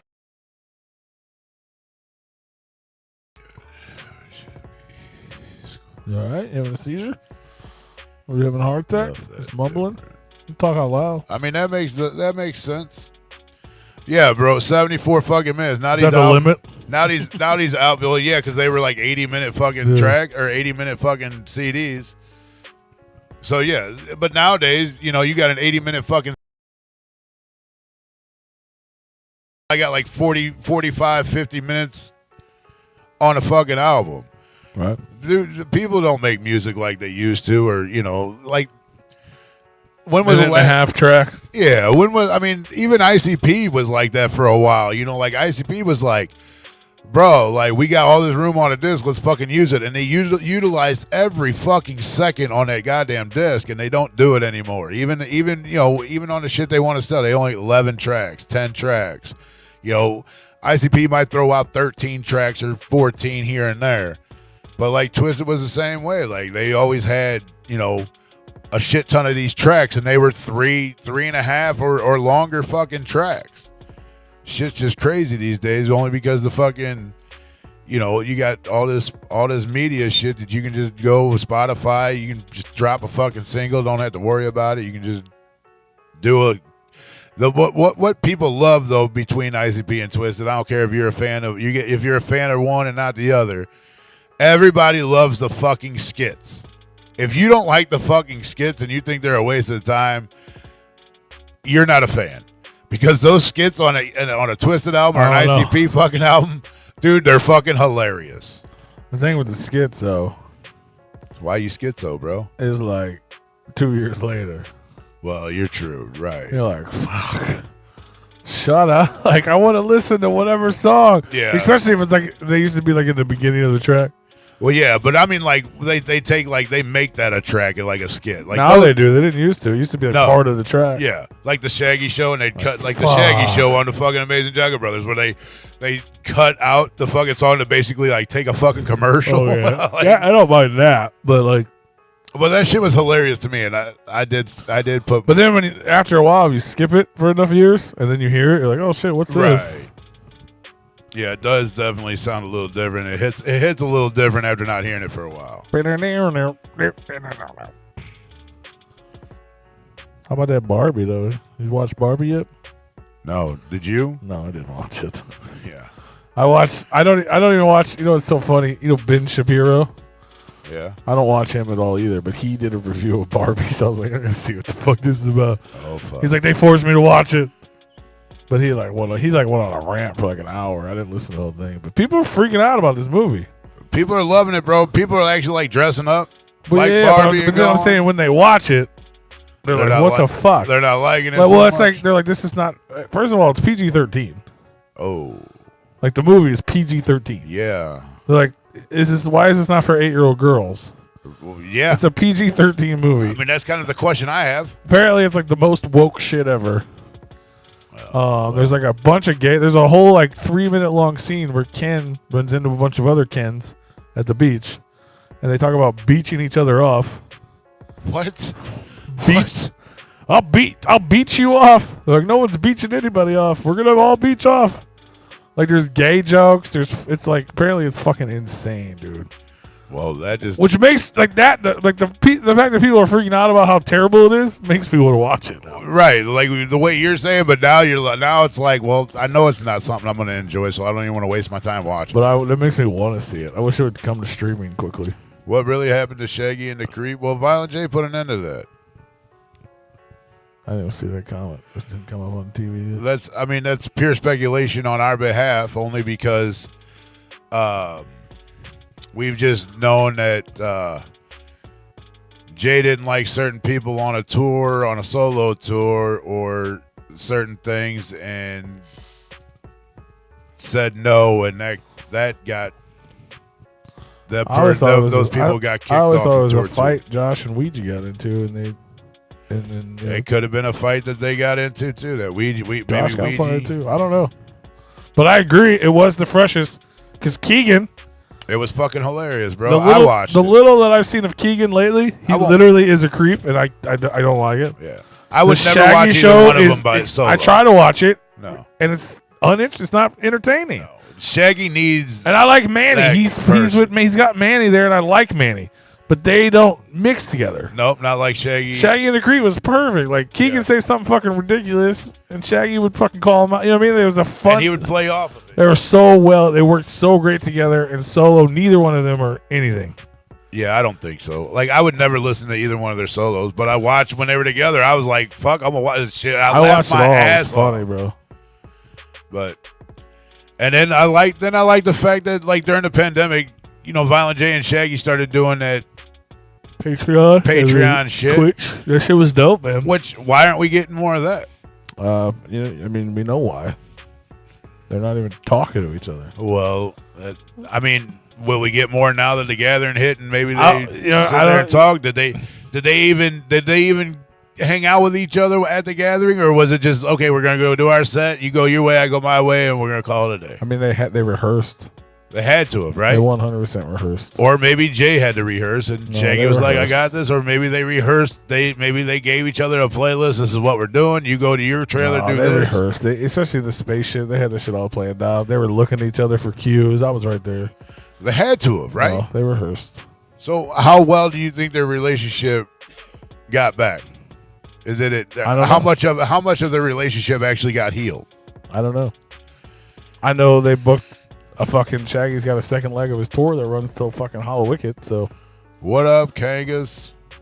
Oh, you guys are leaving? Oh, they said she loves you. Love you guys. Does that mean you're leaving, or you're saying I don't know? She's home for lunch, so she's gonna be leaving in a minute. Yeah, they're. But who knows? I hope one would hope they made up. Yeah. They've been separate for a while. I know earlier this year.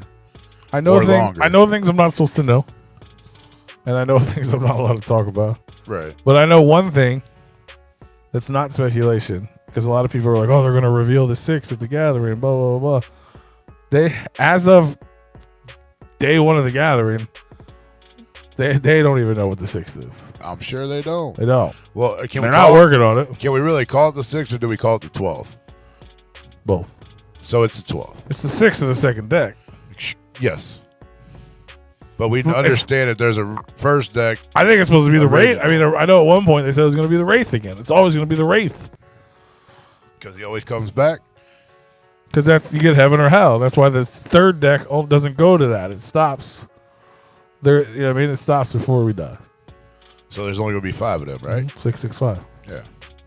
But who knows? They change the lore all the time. They Killer, I like the plant. Her name is Yum Yum. Bedlam. And I really enjoy that album. As for the seeds, that's a different conversation. Especially the new one. The new one? The new one's the worst one. I skipped through some of the other two. The other two, there's like, you know what I mean? For being EPs, there's like a song or two on each one I can fuck with. Mainly the covers, because they're fun. You know what I mean? Yeah. But this new one, I don't get it. I don't think they did it together. I think it was like an unfinished record. They still weren't working together, and then they finished it somehow. And it was like, I see people complain online. This is the only album that doesn't have an explanation. Every character has an explanation, even if it might not be the intro. But the album it's in the itself book. Does not. It doesn't. There's nothing. There's nothing. Who the fuck is Whoa? And That's I mentioned it a couple weeks ago. The name of the record is Whoa, the Weeping Weirdo. Yeah. But for some reason in the intro, the fucking intro that sounds like Shaggy's drunk when I know he's not. But it's like a lot of the shit's like incoherent. He says, "Whoa, the Warrior," which is not this. It's like maybe that's what they originally were gonna do, and they changed it. And since they had to rush the record out, since it was delayed and they weren't working together, they took an old vocal and didn't realize it. But nobody's mentioned it. This is the second time I mentioned it. But it literally says, "Whoa, the Warrior." The motherfucker's the Weeping Weirdo. That's a big difference. You know what I mean? Well, maybe that's a different track that's coming out later. It's weird. But no, I fucks with Yum Yum. I really do. It grew on me. Yeah, I ain't listened to it. And that Here Comes the Carnival song is like one of their best songs in the last fucking 15 years. See, that just reminds me of, what was it? And that video that I posted? Oh, the carnival, we die for the carnival. Bizarre, Bizarre? Yeah, when you say that makes me, where I go. go. Here comes it's got Cordy singing, the chick who sang a lot on. I skipped through. I listened to every track, not it's all like the way intro, through. Not the intro, but like, the first track. Yeah. I know that level. I know that tech. I know the tech level. I've been at that level. I've been there for a long time. I feel you. I mean, I personally disagree, but I see where you're coming from, bro. Like, but it is a lot. Like, for some reason, ICP. We talked about this like years ago. I don't even know how to say this without even like being. A lot of Joker's cards always took time to grow on you. On first listen, it's always different. It's always weird because we're so invested in this shit. I feel like the first deck we didn't have that problem. No, we still did. The first part, not as much, but we still did. Maybe it grew on us. We definitely did when the Wraith and the fucking and Hell's Pit came out. That had to grow on me. Now it's the best shit I've ever heard of ICP fucking do. To be honest, well, I remember the first time I heard the Wraith, I cried, but I still wasn't sure if I liked it. You know what I'm saying? 100%. Like I was emotionally invested in it, and then I cried. But yeah, it grows on you. Like. Even you think about like Bing Bow Boom or Mighty Death Pop, like Those records are fucking dope. That's where I'm at, kind of like right now. Like, I don't know how much longer I can hold on to. Like, am I done with this, or do I just keep on holding on and I mean, that's where I'm kind of at, dude, to be honest with you. Yeah, when Juggalo Brothers dropped, dude, that shit was fucking crazy. It literally was fire, bro. Like, the whole album cover's fire, and it was fire. And I don't, life-changing it probably was for some people. I didn't get that vibe out of it, but for some people, I can see it being love it all. I mean, I feel like I love every first deck card. I fucking love. I do too. Bang Pow Boom, like that had to grow on me, but I like it. Yeah, Mighty Death Pop, that had to grow on me, but I like it. And then it kind of went after that because isn't that when you got lost and then found?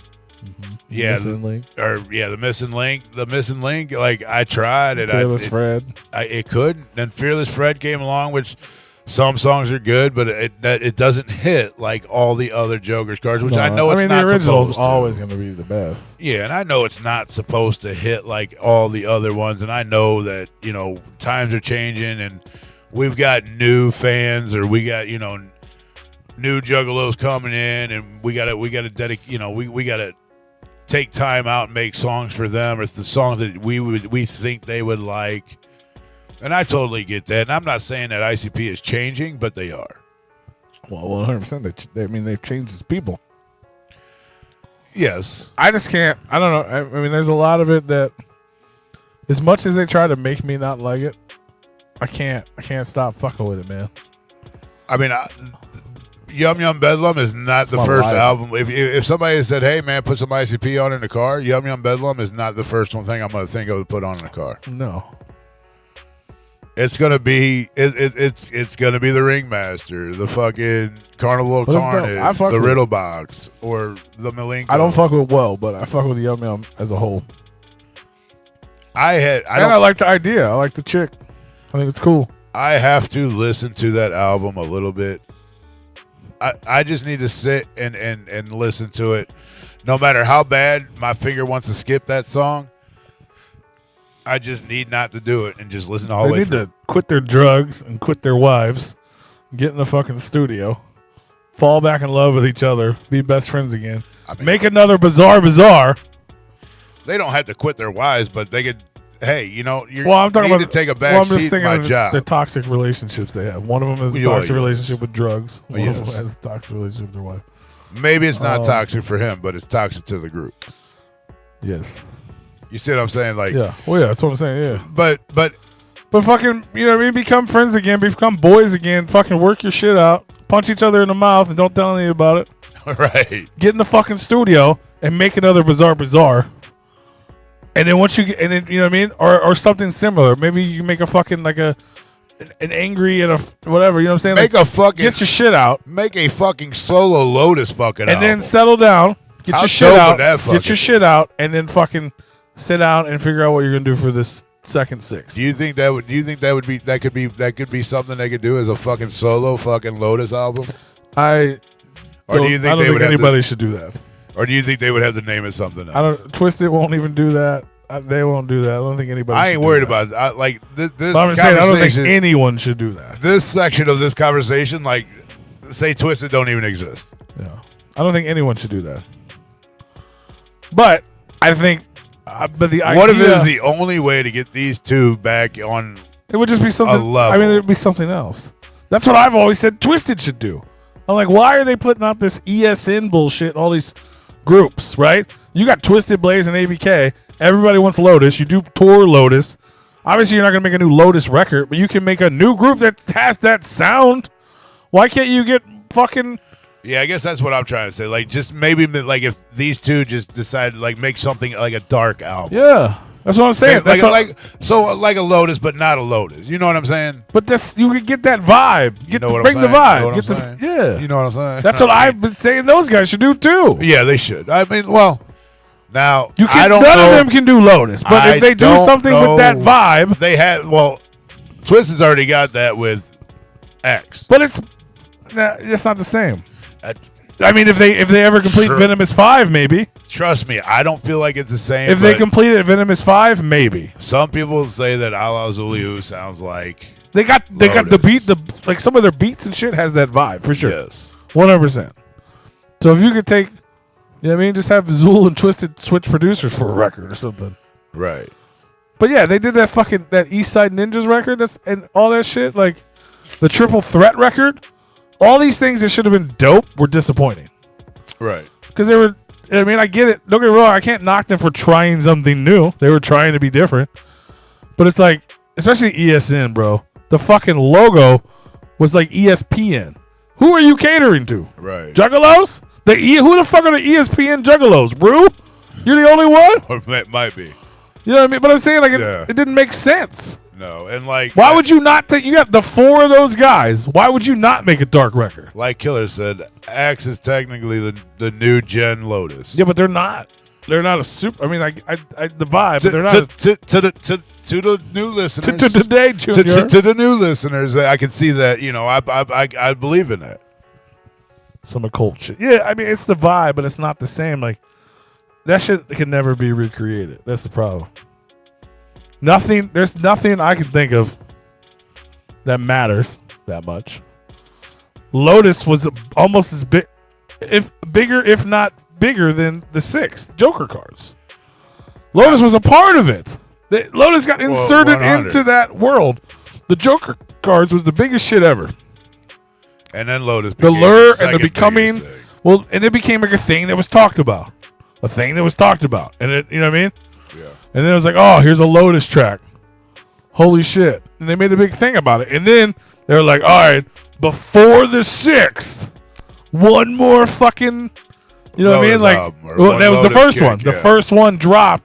The Lotus opened before the 6th could arise. Right. Blaze Your Dead Homie's origin story was based on Lotus.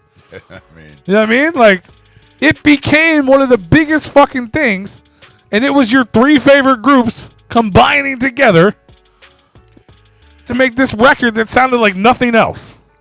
but I don't. I So feel amazing. like that's where I think. That's where I think Jay lost his. Who could do that? Violent J. Is there anybody in the way all world that shit? that could make that? No, but the way that all was created is because Violent J had an imagination.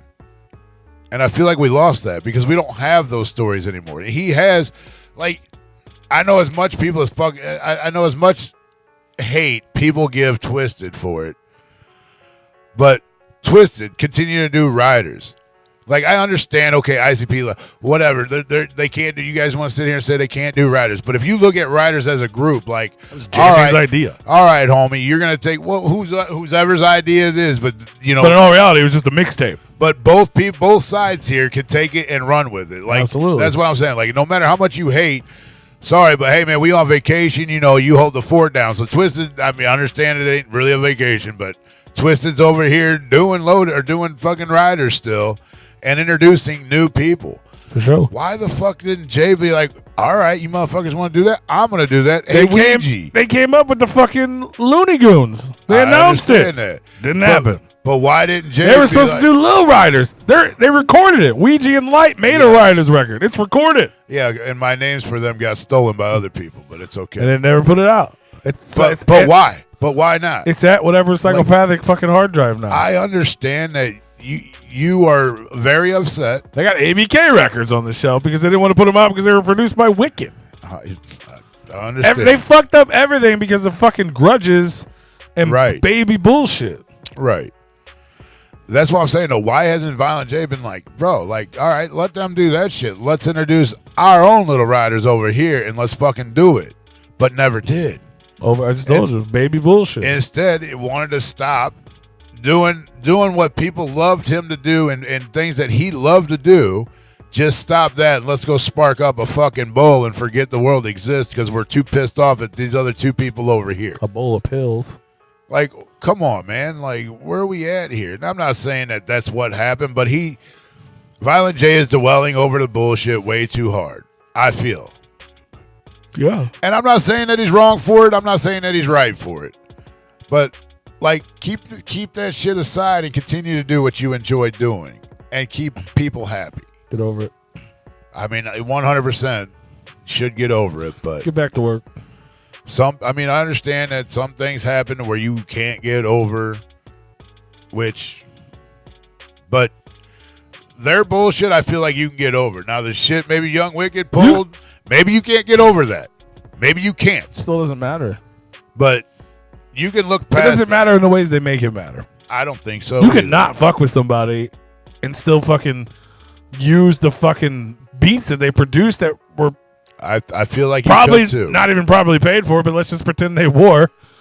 You made it. You know what I mean? It'd be like if somebody came and did a bunch of work at your job, and then you realize that person sucks and you don't like them anymore, so you fired them. Right. But you didn't just fire them; you undid all the work they did because you don't want them.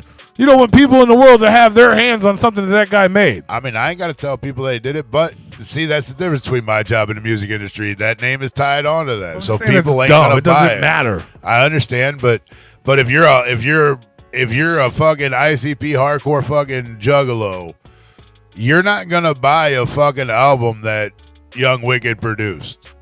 You're not gonna buy it.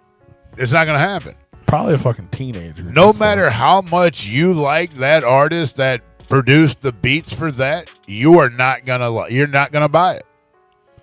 Yeah, true. So it's a little different. You don't think? If you're a hardcore fucking Juggalo ICP fan and they still had it out there, you think they were gonna sell it? Yeah. Somebody will buy it. Absolutely. But some of them hardcore if they would have fans put out Mudface, produced by Young Wicked, they'd have sold a bunch of copies of it. ABK might still be around. You know what I'm saying? Like, he wouldn't have to fucking go somewhere else to get work. I mean, because you're shelving his records for nothing he did. I mean, Killer, motherfucker made a record 4 times. Yeah, Killer, we understand. I mean, that's exactly what we're saying. That kid's how old now? I mean, come on, for sure. Yeah, they already went to fucking family court and shit. Let it figure it out. You know, as long as that dude's taking care of that fucking kid, I understand that he fucked your goddamn niece, but get over it. You know how many other people probably fucked your fucking niece? Sorry, I'm not trying to talk shit by any means, but I'm sure more than just that guy fucked your niece, okay? And maybe, you know, how many people are going to fuck your niece after him anyways? I mean, think about it. How many people have you fucked? I mean, come on. What are you talking about that? I'm just saying, though, there's going to be more than just one fucking person. And you should be able to get over it eventually. And as long as that dude's not a piece of shit and he's taking care of that kid, or even, like I said, even if who cares? Well, yeah, I agree with that. But even if you're not over it for some reason, it has nothing to do with your fucking...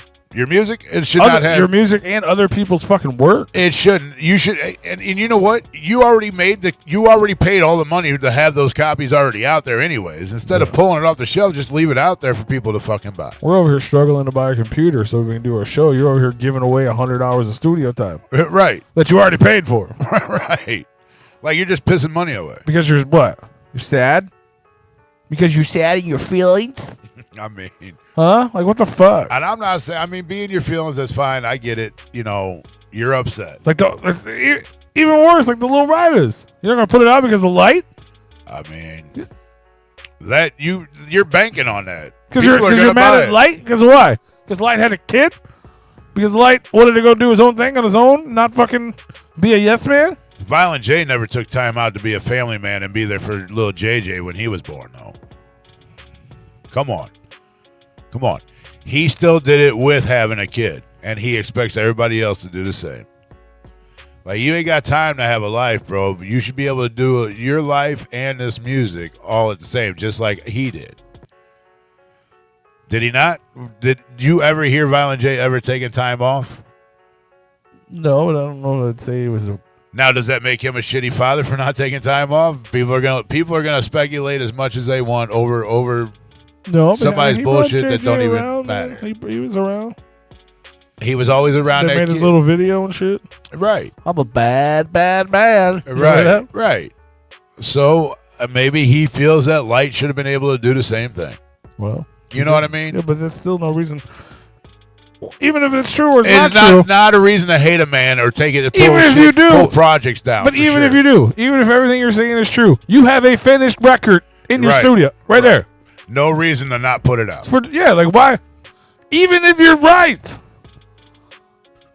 Fucking send it to the printer and sell it. That's literally money out of your fucking pocket. Yeah, that shit's already recorded. And even like give him his fucking the problem is maybe he doesn't want to give him his percentage. You want to give nobody? Yeah, well, he's never wanted to give anybody money. Understandable, but your percentage is way higher than that little diamond nickel you're giving him anyway. For sure. So fucking do it. People are gonna buy it. Like, you're just not putting things out just to fucking be spiteful. That's the shit. Like, that's not the shit. That's what I mean. That is shit.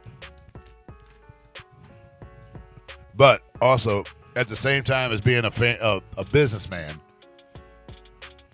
you're not going to give that dude any more clout than you already gave. Even if it's wasted time on you. And you gave that dude studio time. You already own your studio, so you gave the dude studio time. So the only with not coming out with that, really the only waste that it becomes is lights waste. And Ouija's. That was waste of time. And Ouija's.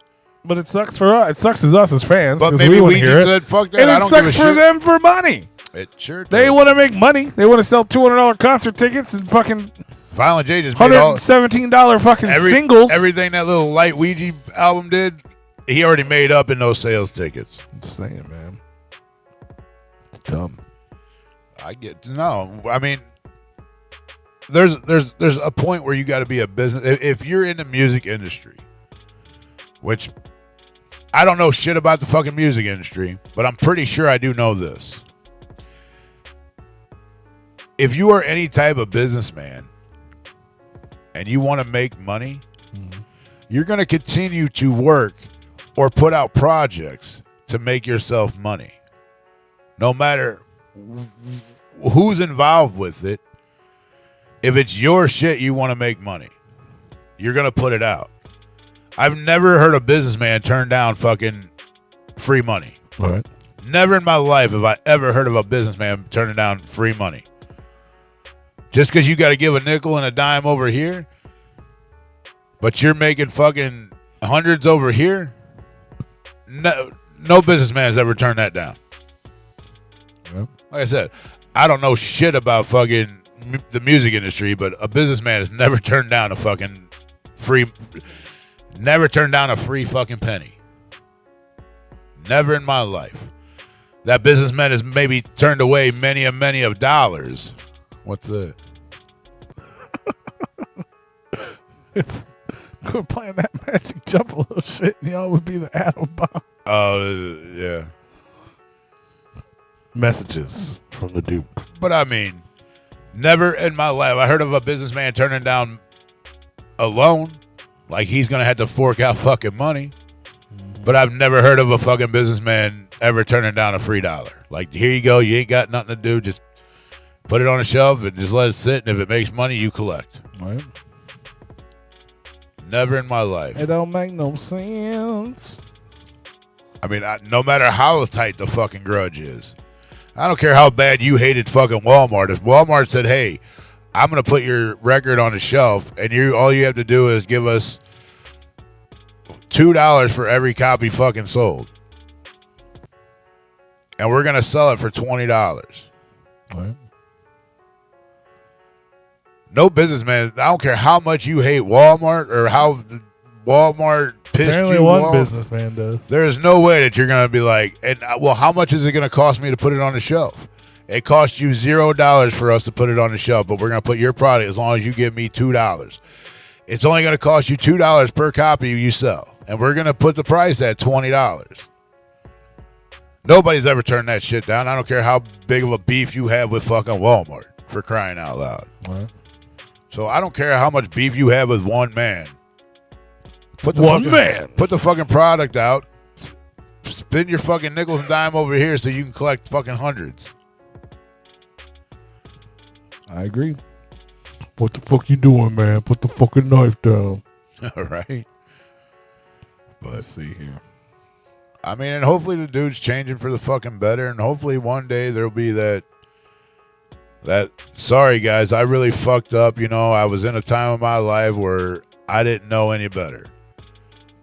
I was down on my luck, whatever. I was in some horrible shit, and I couldn't see the light out. And then everybody's fucking better, and everybody's doing fucking music together or not doing music together, but we're putting shit out over here. We're putting shit out over here. I mean, obviously, you see Twisted and Young Wicked. None of that shit, none of their problems over on that side ever stopped them from doing shit. They continued. They didn't take a whole pandemic to sit there and cry about it and then 2 years later still cry about it. They kept doing shit. That's why your partner had to go solo and hook up with fucking Shaggy and the Creep and make a fucking show that everybody loved, and then you got pissed off and it came down because of one person on your crew or it was your decision or whatever. I don't care if there was a fight. I don't care who didn't like who. Motherfucker, we're doing work over here and we're bringing money to the fucking table. You're doing work over there, bringing money to the fucking table. What the fuck does it matter? I don't care if you like me or not. We work for the same fucking company. We're doing the same shit. We're all putting money on the table. You might put more on than I am, but you're also getting more than I am. Yeah. Yeah, I didn't mean to turn Jason Aldean into a jelly roll into a ICP. Hey, you try that in a small town. Fucking into Barbie and then back on the fucking train with fucking ICP shit. I mean, you did say more Juggalo behavior. So here it is. That's all right. All right. Comment of the week. Oh, we have one of those? We got two. We're gonna do two. I'm gonna find two every week. So make sure you guys go watch the videos, leave your comments on all of our videos, and we're gonna pick two comments each week. Hopefully they're better than these. Is this a good one or a bad one? Last week's was pretty crazy. We had a shitty one. Well, the first one didn't even matter because it was by somebody that didn't want to identify themselves. This is a good one. So this is in response to last week's episode. Oh, which one's about me again? Neither. Oh wow. There was Wiggles made a good comment about you. He said you're the best or something in response to last week's episode. So this is in response to last week's episode from our homie Cynical. He said, "I've discovered so many artists because of this channel. It's ridiculous that y'all still don't get the credit y'all deserve." Oh, Cynical usually tunes in every week, right? Or has been here lately. And he's probably in here now. Comment. I just didn't have a talk. Yeah, for sure. Thank you so much for that. Much love, brother. And then where did the other one? Or sister. There's a bunch of comments. We appreciate the comments. Please leave likes and comments and watch our videos. I mean, you can read more than just a one. I told you I had a personal goal I was trying to hit for the last. Does YouTube gives you? I mean, you get any analytics you want, but the main one is the last 28 days. Yep, and we hit it. Almost. What, were we 100 off? We still we still got a week. Yeah, we still got a few days. But yeah, I wanted to hit 100K. Hold on, I'm gonna tell you this. All right, this is in response to. Oh, whoa, shit! There's a bunch. Whoa. The Riff Rap video that is fucking going crazy. Oh, this one references that. Yeah. He even commented, by the way. Riff Rap did. Yeah. Yes. I'm sorry, Horace Christian Simcoe. Mm-hmm. Yeah, but he's Jody High Roller on. So this is someone responding to him. "I love you, Jody. These people eat their toenails. Like, you were probably the cleanest thing within 100 miles of that shithole place." That is not true. P was the cleanest thing, probably closest to that fucking shithole. Yeah, I was clean as fuck. And I'm sure there were some other people that were clean because they all got hotels. But when you do look at footage from the gathering, everybody does look dirty. Most of them. Which is unfortunate. But you're fucking camping and on a campground. If people can't understand that, then fuck them. We don't need those kind of people. Funny. The other one was? No. What did he reply to? Did he reply with it? What did he reply? That guy was replying to him. To Riv Rav? Yeah. What did Riv Rav say? He said something about y'all would have left too. Hold on, I was trying to find it and it wasn't popping up. There's so many comments, it's like obscene. Yeah, I want to know what that motherfucker had to say. Where is? I'm trying to go to the actual video. That shit would be fuck. I want to hear what he fucking says. I mean, he didn't say anything crazy. It wasn't like being. He just said y'all would have left too. Basically, similar to what he said. I would have left because I had a little water bottle that almost hit me. That went 20 feet over my head and hit a fucking banner behind me. still thought it was funny to hear. That's as close as anything got to hitting him. Gathering recap. Okay, we're almost there.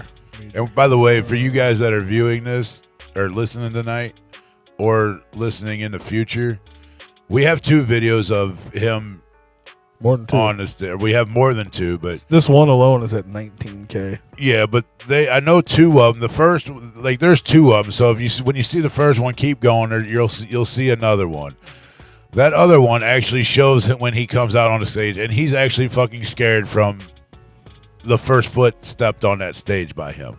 Mm-hmm. When he takes that first step on the stage, you can already tell he is not comfortable. So somebody must have told him, or he did research and seen Tila Tequila on his research. So he said, I can't believe I got my hair done and brought out my ice for this. And he had a weird emoji. It's like, oh, hair done and yeah. Well, you were going to a campground, bro. What the fuck? I got my hair done and brought my ice out for this. Yeah, to cry and get scared and walk off a stage. You ain't no thug, bro. I thought it was funny as hell. All right, so you got the other comment? That was it. Or that was it. You were gonna read the Riff Raff one. Mm-hmm.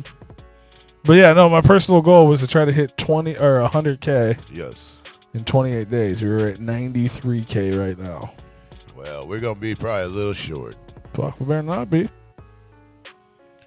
P keeps clicking that fucking video as much as he can. My shit doesn't count. It does if you're not logged in. Well, I am logged in. Wow. How many times you log out? I ain't logging out. I don't know what the fuck. You be on grandma's phone like click. Grandma ain't got no phone. I'm just kidding. Grandma ain't got no phone. We need y'all to go watch that shit. Share it, and leave a comment and put it up in the algorithm. No, I just keep dropping new videos every day.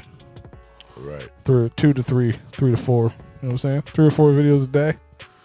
Get them going. That's why I was rewatching that Jelly Roll. I was clipping it. Yeah. You can clip shit now. So we can clip things from our videos and then repost them as shorts. But you just can't like repost the whole video. No, but you can clip. And it's weird because like the Jelly Roll, it lets you do this clip, but since the Jelly Roll video is like me and him, it only lets me take from this much of the screen. So I always just move it just to him. So it's just a clip of him. Right. For like 30 seconds. And it's just here's still us talking. Mm-hmm. But that's what it do. What else? You went to Chicago. Tell me about your trip to Chicago. I didn't go to Chicago. Motherfucker can't get out of fucking this chair for us. But he can somehow travel to Chicago. I can't do steps, and I didn't have to do steps anywhere that I went. Went to a whole nother fucking state. Yeah, I went. So it's been like a long dream of mine since I was like a little kid. That when I played sports and shit, I wanted to go to Wrigley Field. Never been inside. I've always wanted to go watch a game at Wrigley Field. Always. So crazy to me. And there's another stadium that I'd like to, but I don't think that one's going to happen. That's Fenway Park. But I don't think that's going to happen just because it's not really that big of a bucket list item. But I always wanted to put my butt in a seat at Wrigley Field and watch a game. And the opportunity came, and I went up to Chicago Friday, watched the game on Saturday, which it rained. It rained on us before the game even started. They covered the field up, which that sucked. But with my Walker and shit, dude, like mad props to the fucking Cubs organization. These people were so accommodating to me and other people. Like if you're handicapped, bro, like that is the only stadium. I mean, Busch Stadium is not even accommodating as much as these people were. I was told to go to guest relations, and I went there when I got there, and they literally called, put me in a chair. They made everybody move out of our way to get me to my seats, and they gave me an option. Now, since I couldn't do stairs, they gave me an option, and I with like plenty of options wherever I wanted to watch the game from. I had choices. So we sat. You had choices of where you sat? Yes. Is that like a generic handicap ticket? Well, it's within, because I had bleacher seats originally because I had purchased those before any of my issues happened. Oh, really? Yeah. That long ago? So this happened, and I called trying to exchange my tickets for like a handicap accessible ticket. And I told them, whatever it costs, just let me know. I'll pay, whatever. And they're like, no, you just show up. We'll get you in an area. We'll get you to your area. If you got bleacher seats, we have places for you guys, for handicapped people to sit and whatnot. Just when you get here, go to guest relations, and they'll tell you everything there. I'm sweating it because my luck, nothing ever is like show up here and everything will be worked out and everything's smooth sailing. No, there's always a hiccup for me. In my world, there's always been like a hiccup somewhere. Everybody's world, fam. Yeah. So we get there, and I've talked to numerous of people, and they said just show up day of game. You get in the gates, come over to the guest relations, they'll take care of you. So we went over there. They got a wheelchair for me. They made me sit down in it. They took me, gave me options where I wanted to sit out in the bleachers. We were going to sit on the left field, but they're like, left field's cool and all, but we got this spot and this spot. You can sit here, or if you want to go over here, you can sit on this side. What do you want to do? I'm like, well, shit. I said, this is kind of covered. It might be a little warm today. The sun's going to be out. And we seen it had like a 30% chance of rain. Well, we'll sit in the covered part. Well, the covered part was the batter's eye. So if you had any bright colored shirts on, like anything like white or like tan or cream color, you couldn't wear it. So they'd give you a shirt. They gave you a shirt. I heard you saying that earlier, brother. Yeah, so they made you guys take your Cardinal shit off. Well, it wasn't because it was Cardinals, because it was the color. Yeah, okay. I had my blue Replicon radio, my Cardinal blue Replicon radio jersey on. That was okay, but the missus had I guess not really missus, but their girlfriend had her white Cardinal jersey on. And they made her take it off. And he's like, look, I'm not making you take it off because it's a Cardinal jersey, but it's white. Yeah. And it's in the batter's eye. And he's like, I'm not sure how it's in the batter's eye, but we all know that baseball players are prima donnas. And it's just something they asked us to do, that if somebody had something white, or representing the color white, like a cream or a tan or like a beige or whatever. Why is that? Because it blends in with the baseball, they say. The batters say it. Oh, because you're like in the line of sight. Yeah, which I don't know why. Where we were, I don't know why the batters even looking up that high. But okay, whatever. You're gonna get, because I even asked the question, and it was like, I have no idea. You know how prima donna, all these ball players are prima donna. Yeah, I could kind of see that, I guess, with the white. So I chuckled at that, and then so he got her. Of course, he gave her a fucking blue Cubs jersey to put on it. I just cracked on her. I'm like, damn, you came in as a Cardinal fan? Jersey? Oh, it was just a T-shirt. But they just gave it to him? Yeah. That's cool. He's like, I'm not asking for it back. That's yours to keep. Take it home. Do whatever you want with it. And we're like, that's a good way to get a free shirt. That's what I told her. I'm like, well, you got a free souvenir out of it, I guess. No, so I would almost go to every game wearing white and sit there. Well, it's not in every field, though. Just this one, so. Well, I'm saying there. Like I live there. Yeah. Right. Me and that bitch, anytime I go to a game, like, make sure you put your white shirt on. Yeah, and they knew we were from out of town because I've explained that to them many a times, and they even knew. They were like, oh, yeah, you guys are the people that called. And we're like, yeah, sorry we bothered you. And they're like, no problem. But very accommodating. So we went into the bird's eye now, or the batter's eye. And now before, they used to have windows. But people complained about, well, if a ball's hit up here, we're not even on TV or nothing. So they took the dark-colored windows out in exchange of, well, you can't wear anything white or anything that represents a white, like I said, a cream color or whatever, because it blends in with the ball. And we're like, damn, okay, whatever. But so they explained that and give her a shirt. I was like, damn, you came in as a Cardinal fan, now you're leaving as a Cubs fan. That's fucked up. I gave her shit. That's why. But then he explained, he's like, so this is the bathroom you're going to use, and then they got food here. This is what kind of food they have here. If you want beer, it's right here. If you want soft drinks, whatever, it's over here. Like, they were very accommodating, and they were like, whenever you want to leave the game, let us know. We'll get somebody up here to get the wheelchair, get you out of here. No problem at all. And then, so we're sitting there, we're watching the game. The dude, and the dude even said, he's like, if there's anything at one of these stands that you don't want, let me know what it is that you're looking for. And if we have it here anywhere in the stadium, I'll point you in the right direction to where you can just go and get it and then get back to your seat pretty quick. That's dope. So yeah, dude was like being super cool, and so I'm sitting there. I'm on the phone with her because she went out to go get beer and some food, and then I said, "Well, just call me, and I'll tell you what I want or whatever." So she called me, and I'm on the phone, and this lady comes up as I'm on the phone after I just told her what I wanted or whatever, and I was sitting there just still kind of talking to her, and one of the worker ladies come up. And I said, well, hey, I'll just see you when you get back. Hung up with her, and I was talking with her, and she's like, well, I'm going to make a note. When do you want to leave the game?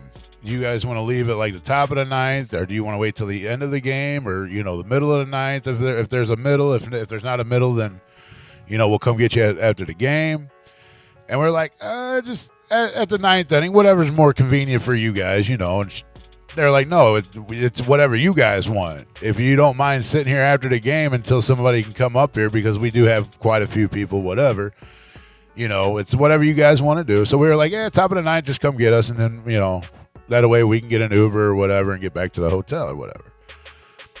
So she's like, all right, she wrote it down. And then she's talking, then Kim come back, and they were talking with us, and she's like, well, if you guys change your mind or anything, here's my cell phone number. Just text me, with your names and let me know what you want, what it want us to do. If if you guys end up wanting to leave sooner, you have my number, and you can just let me know. I'll be taking care of you. I'm like, okay, that's cool, whatever.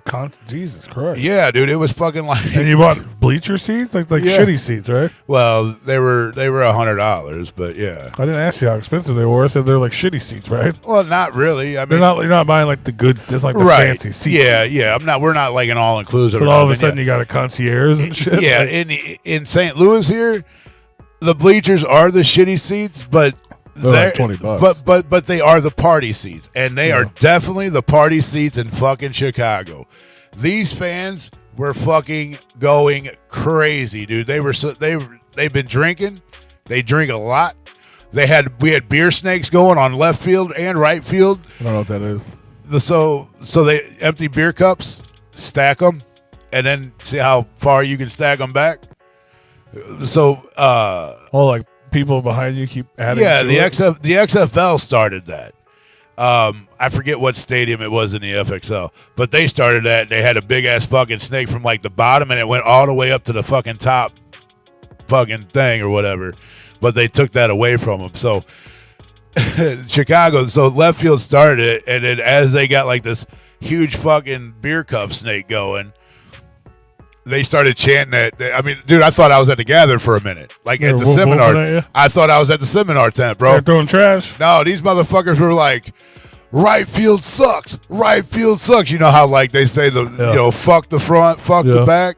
Yeah, they were all like, right field sucks, and everybody from right field was like, what the fuck? And they started seeing a beer snake, and then they started making one over there. Then they started chanting back, and like it was going back and forth. Had a snake fight?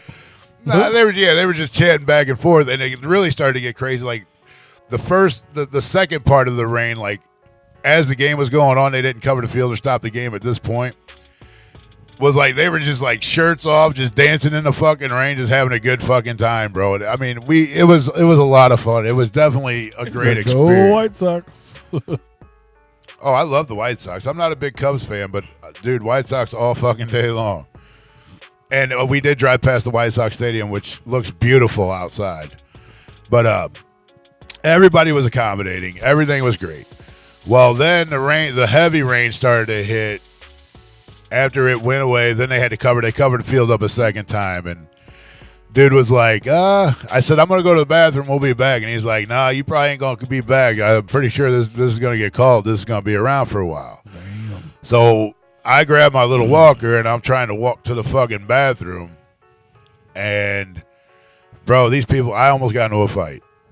Like, funny how I'm hurting. Well, I'm sitting there trying to get through this fucking crowd, and I'm trying to be patient. And everybody can see it on my face, there's like a group of people like trying to help me out, but ain't nobody paying attention because it's raining and everybody's underneath this fucking cover and everybody's fucking drunk. and everybody but me. But I'm being patient. And then this dude just yells in my face, "Fuck St. Louis! St. Louis sucks!" And I'm like, "What really sucks is you fucking Cubs fans can't get out of my fucking way with a walker." Right. And then I guess he heard me say "fuck him" or something. And I guess he went to turn around to come back at me. I wasn't even paying attention, thank God. Well, not thank God, but I should have been paying attention because of my surroundings. But I heard this gal behind me say, "Leave him a fuck alone. He's got a fucking walker and he's trying to get through." And I heard, "Oh, man." And then the dude, like, nothing happened after that. But then I get kind of pushed over to the fucking elevator. And I'm like, I'm trying to go to the bathroom. There's no bathroom upstairs. I need to go to the bathroom. Well, ended up into the elevator, and then it went up, and I was like, fuck, I got to piss. And then this guy that came on, I'm like, I'm trying to take a piss, dude, and I got pushed the wrong fucking way. And then the elevator's like, yeah, there's no bathrooms up there. He goes, my dad's got back issues, bro. I got you, Roo. You follow me, man, and I'll get you where you need to fucking be. I'm like, all right. So we get out of the elevator, and he just starts screaming, "Yo, make a hole, get out of the way, got a walker coming through." And people just spread like the fucking sea, and I'm like, I tried that earlier, and nobody fucking budged. All right. And then, of course, I get out. Bathrooms are all outside the stadium, so you got to stand in the fucking rain and wait to take a piss. They're not all indoor. Well, at least the bathroom that I was close by. So I was getting rained on trying to take a piss, and I'm like, damn, I hope this line hurries up. Finally, I got in there and was fine. Then we went back to our seat, and we were like, let's just go ahead and leave. Because at this point, it's already been like a half an hour or so, and we're like, fuck it. This shit ain't even let up at all. So you were there for like a long time, I guess, probably. At this point, huh? We got to the stadium at like 10:30, and they weren't opening the gates till 11. Well, they ended up opening the gates at like 11:30 because it's usually like 2 hours before the game, but it was I guess they changed it to an hour and 45 minutes, which would have been 11:45, but then they opened them up a little earlier. Yeah. Thank God. But yeah, so we went because I wanted to get there early and get all this shit squared away in case there was a hiccup somewhere. For sure. But yeah, so everything was accommodating. We got there. Yeah, so at this point, yeah, we were there for quite some time. Because in the game was supposed to start at 1:15, but then the rain came through and they covered up the field. Then they didn't start it. The game didn't start until 1:45 was game time, and they started right at 1:45. So and then the second time when the field got covered up, we were in the 6th inning, and at this point we were already losing. So I'm like, I know we're down by 2, but I'm pretty sure, I'm not saying that we're going to come back with the Cardinals. So it was like 5 o'clock at night at this point? It was right around, probably about 4 o'clock or so. That's a long time. Yeah. So. It's like 6-7 hours in a stadium. So we're sitting there. $20 beers. No, actually they were like, I was paying they're 16 ounces, I think they were, but they were $11 a piece, like a little, like 11.15 or something a piece, or not 11.15. What the fuck were they? They were something stupid like that, like 11. They were 11 and some change. Yeah. So yeah, it was kind of ridiculous, but that's still $100 real quick. I had 4. I only had 4 beers. I'm like, fuck this. But then we also had other shit there too. So yeah, it wasn't nothing to have a big bill at one point. All the monies. Yeah, I'm trying to actually find out what the fuck it was. Maybe they were 12 something. Maybe they were 12. Yeah, 12.73. Because you can't.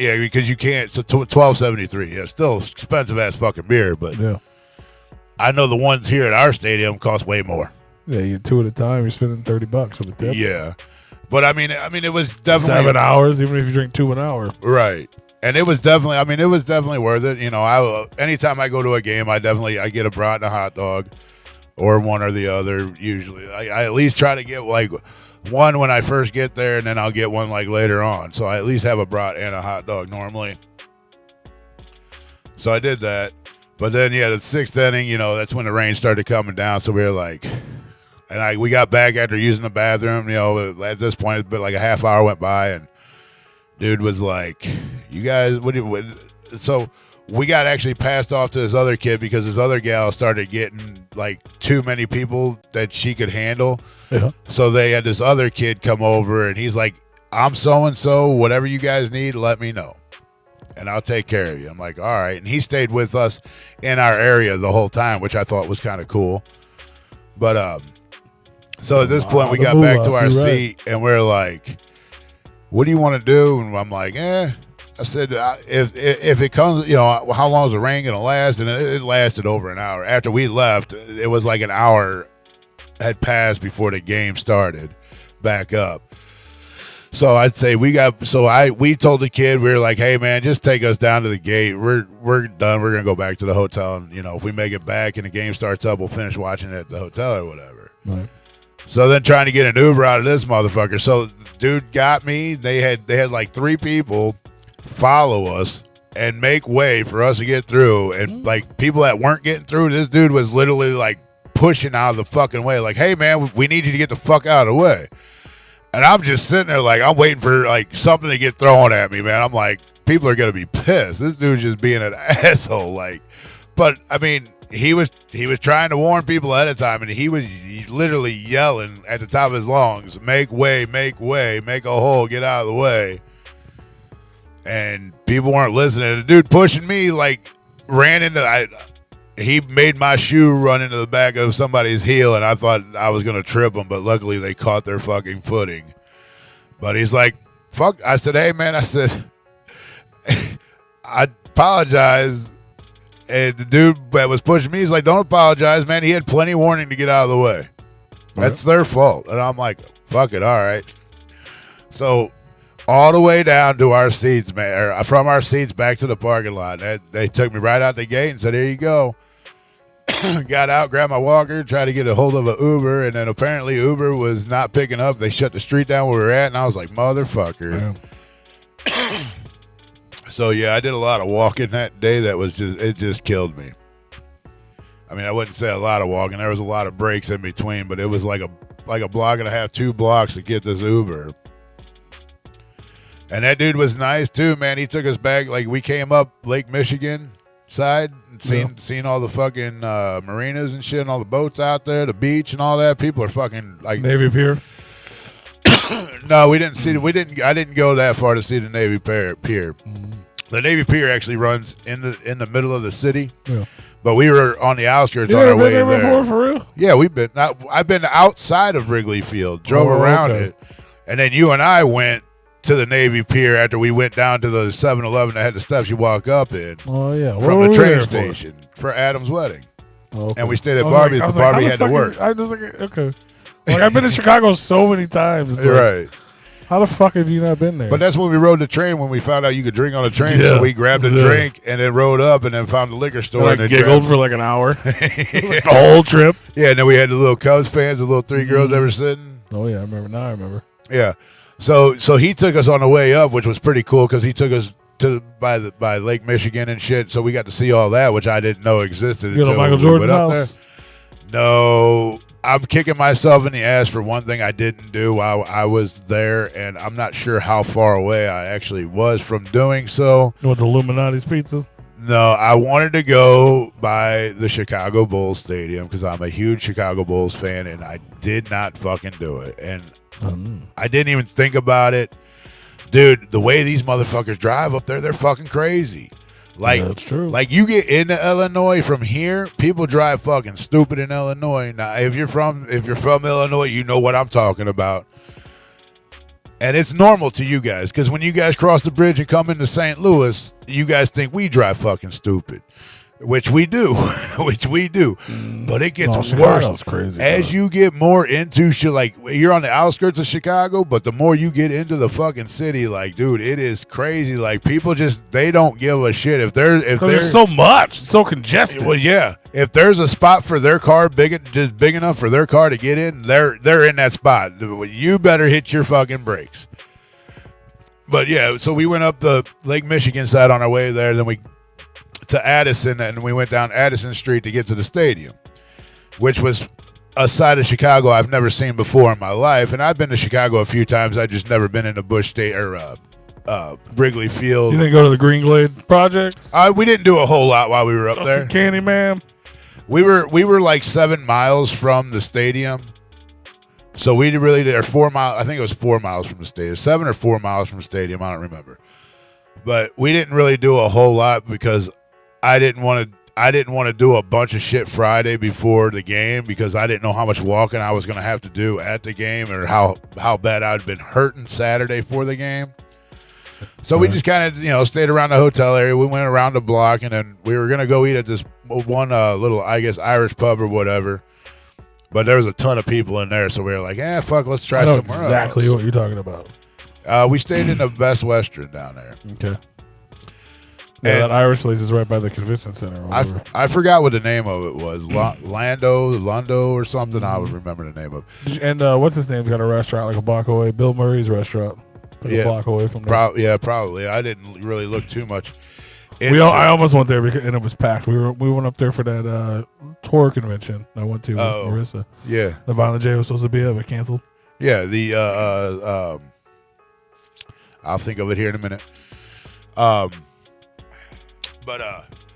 So we walked down there and they were just packed. So we were like, oh, let's try another one. And we walked into this restaurant and I'm like, oh, it doesn't look too busy. They got tables open.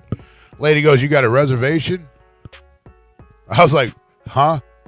She goes, you got a reservation. And I'm like, do we need one? And she's like, well, we only do reservations first, but if you want to have a seat at the bar, it's first come, first serve. And we're like, everything's pretty much taken. And then they had a rail, and they're like, you can stand at the rail. And I'm like, I'm not going to stand at the rail. You see this walker, lady? Yeah, I was like, well, I have a walker. I'm not a Texas Ranger. I said, are you for real? You got to have reservations?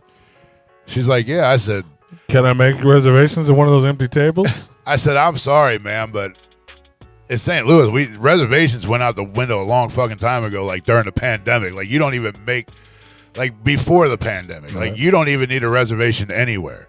Now, some of the higher-end restaurants here in St. Louis, you do need a reservation for.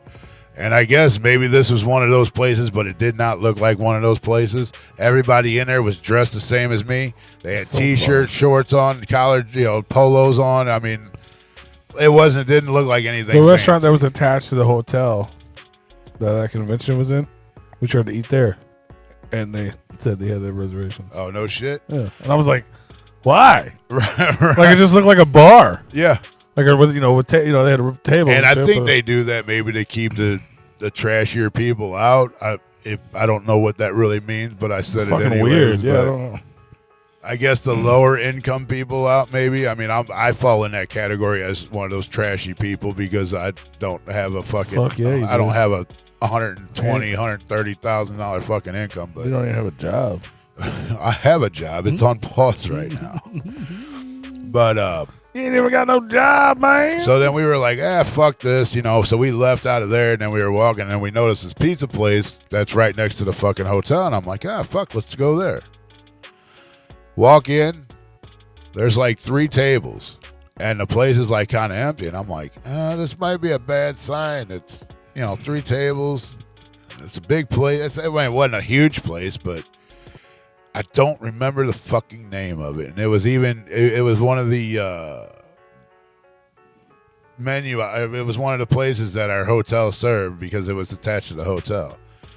But we literally walked around a whole fucking city block, which to some of you, it doesn't seem like a long trip. So far in Chicago. But when you're on a walker and going a city block, it's a long fucking walk. When you're overweight, it's a long walk. But, so we hopped in there, and we were like, do we need a reservation on? He's like, oh, no, you guys come sit right here. We're good to go. And I'm like, fuck, all right. So she ordered a drink. I got a Modelo. We ordered the pizza. The pizza was fucking fantastic. That was Friday. You don't even know what it was? I can't remember the name, but I can find it. But was it like Chicago pizza or like? They did have Chicago style, and then they had not Chicago style because Chicago style is with the sauce on top, but it's got the chunky tomatoes, and I don't care for chunky tomatoes. I hate the chunky. So and that was one thing you can get it with not chunky. I guess you can because they did have a different. Because we asked them I said The same sauce you guys use on the Chicago style, is it the same you use on the thin crust? Because they had thin crust there too. And he's like, no. And I'm like, all right. So is it like a smooth, no chunky tomatoes? He's like, yeah, it's smooth. There's no chunky tomatoes in there. None. I'm like, perfect. So we got a pizza. The shit was the fucking bomb. It was really fucking good. Hell yeah. It was so good that when we got our Uber, finally made it to our Uber Saturday from the game. Now, I'm throwing you off because I talked about 2 different days here. But I had to throw the pizza place in there because it was that good that we actually had it again Saturday when we got back to the hotel. Like leftovers? No, we ordered another pizza from there because we just, before we were like. You ate there twice and you don't know the fucking name? Oh, damn, dude. I didn't. The only time I seen the name is on looking at the menu, and it's not like I'm reading the fucking name. I'm looking at food items. And it was attached to the hotel, so it's like, I didn't have to. We really didn't even have to leave the hotel to even get to this place. Because when we came back into the hotel. Oh, that's crazy. You ate the same thing twice. So many options. So many new things you could have had. Well, yeah, same shit twice. Well, I mean, I know what I like. But at that time when we were down there, though, everything is packed, and I'm on a fucking walk. You guys were there for 3 days, Friday, Saturday, Sunday? Oh, we came back Sunday morning. Okay. So we were basically, we got up there Friday evening, and then we came back but you didn't do nothing? Sunday morning. Just hoteled it? Yeah, pretty much. I mean, because with me on a walker, I didn't want to have to walk around the fucking stadium and not, in case something went south, I didn't want to be hurting in pain through the fucking trying to get mugged in going Chicago to the game. I wasn't worried about that. That was the last of my worries. It did cross my mind. I'm like, damn, I'm an easy target. I'm a fucking guy on a walker. Right. I'm gonna be the first motherfucker. Fat cripple. I'm gonna be the first motherfucker. We're gonna get the fat cripple. Yeah, I'm going to be the first one that they're going to fucking attack. And he's a tourist. He's got money in his little fanny pack. I didn't have no money with me, though. You had something. I had a wallet that had a card in it and my ID. Well, Daddy got a lot of money off of that before you were able to shut it off. Oh, no, if they took my phone, yes. But otherwise, I can just go into my phone and immediately, deactivate that motherfucker. Off. Yeah, I can turn my phone on and off from my card on and off from my phone. So we'd have been all right there. Sounds like you had a good time. It was a blast, dude. Even though we didn't really do a whole lot, and I went up there with a group of people. I felt weird. You were talking to your brother earlier. You guys were there together, but you didn't see each other. No, yeah. So there's a group of us from the neighborhood and other people going. So my brother actually stayed with one couple that went, and then 2 couples that went, and then the other couple's son. So they all had an Airbnb together, and then the rest of us stayed in the hotel. Well, 2 other people were from Chicago, so they drove up, and then another couple met them later on, and then stayed with them across the other side of the city. My brother was on one side of the city, and then we were on the other side of the city. And you guys didn't even see each other at the game? No. My brother didn't even go into the game, to come to think of it. That's so weird. Peoria? No, that ain't it. Pizza Aura. That's the name of the pizza joint. And it was pretty damn good. Or is it Peoria? No, Pizza Aura. And then you guys ate at Portillo's? Yeah, and then, of course, I had to stop at Portillo's on the way back. You just had that for the first time recently, right? I feel like we talked about that. Well, this is my 3rd time of having it, so it's been about a year. Yeah, it's recent. A year ago was my first time. That's the first time I ever heard of it. I didn't know what the fuck it was. I'm like, Barbie took me to that place years and years and years ago. The shit is so good. So good. Yeah, I tagged Marissa in your post because you were in her neighborhood. Yeah, I didn't even get that till on my way back. Well, not sure when it popped up, but I was like, what does this motherfucker do about your house? Better go get him. I didn't even think about calling, or texting her or whatever. Oh. Jesus Christ. You got up and down 15 times. You forgot how you did it? Well, no, she got down, but when she got up, she never got up there that way. You made her uncomfortable. She's hiding from you now. Clearly. She ain't used to the camera. She's not hiding from me. She's licking her asshole. Well, because you scared the shit out of her. Now she got to clean it. I ain't do nothing. But yeah, we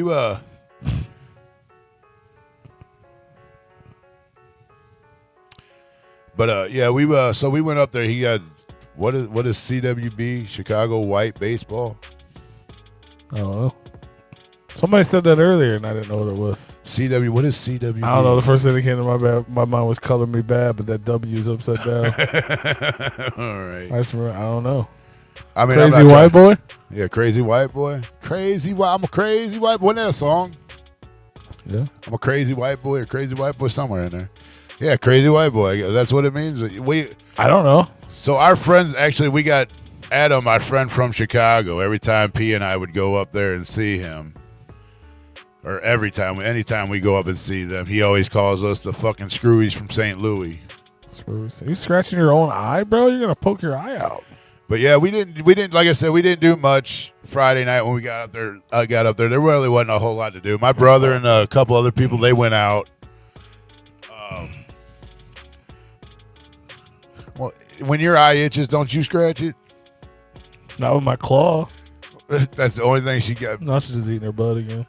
She's cleaning herself. Everybody say she hi to ain't licking her Malenko. butt. She's licking her leg. Oh, I know.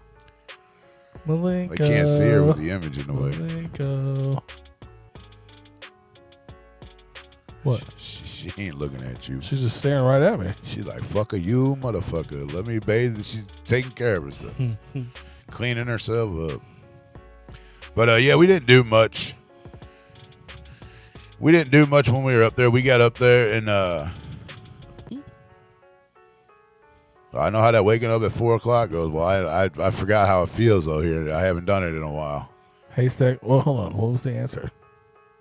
Crazy white boy. Oh, what? That was it? Okay. Yeah. I just said that before he commented. Yeah, he been a crazy white boy for a long Haystack, time. buckshot, jelly. We all been a crazy white boy for a long time. My bro was on. Oh, they were boys. See.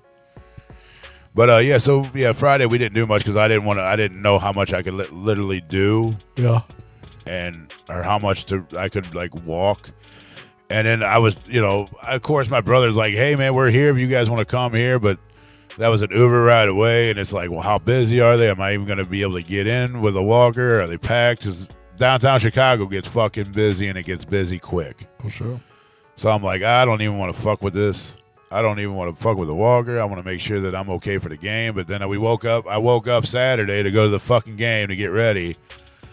Dude, my fucking ankle was on fire. Like, I don't even know. Maybe I slept on it wrong. I don't fucking know. But whatever's going on with my back does not make my feet feel fucking good at all. Right. And fucking, I don't even know what the fuck was going on. But the more I was actually on it, and plus I took a Tramadol and some fucking Tylenol, which is what my doctor told me to take if I had any pain, and that would help with it. And it did. Because it felt like the longer I was up moving around on it, it would loosen up. So, and then Saturday we were just pretty much, once we got back to the hotel, after you get rained on for like an hour, you're like, fuck this, I don't want to go nowhere, I don't want to do nothing. Yeah, fuck yeah. I took all my fucking clothes off, my wet clothes, and threw them all in the fucking shower, and fucking was like, I'm done. I just laid in the fucking bed and I was like, done. Like, I don't even know how I felt like I was just so wore out. I have no idea, like, why. I know it because it was just in the rain. It just, like, took all my energy out of me. I was just like, fuck it, I'm done. So then we ordered a pizza and went down, picked it up, and brought it back up to the hotel, and that was it.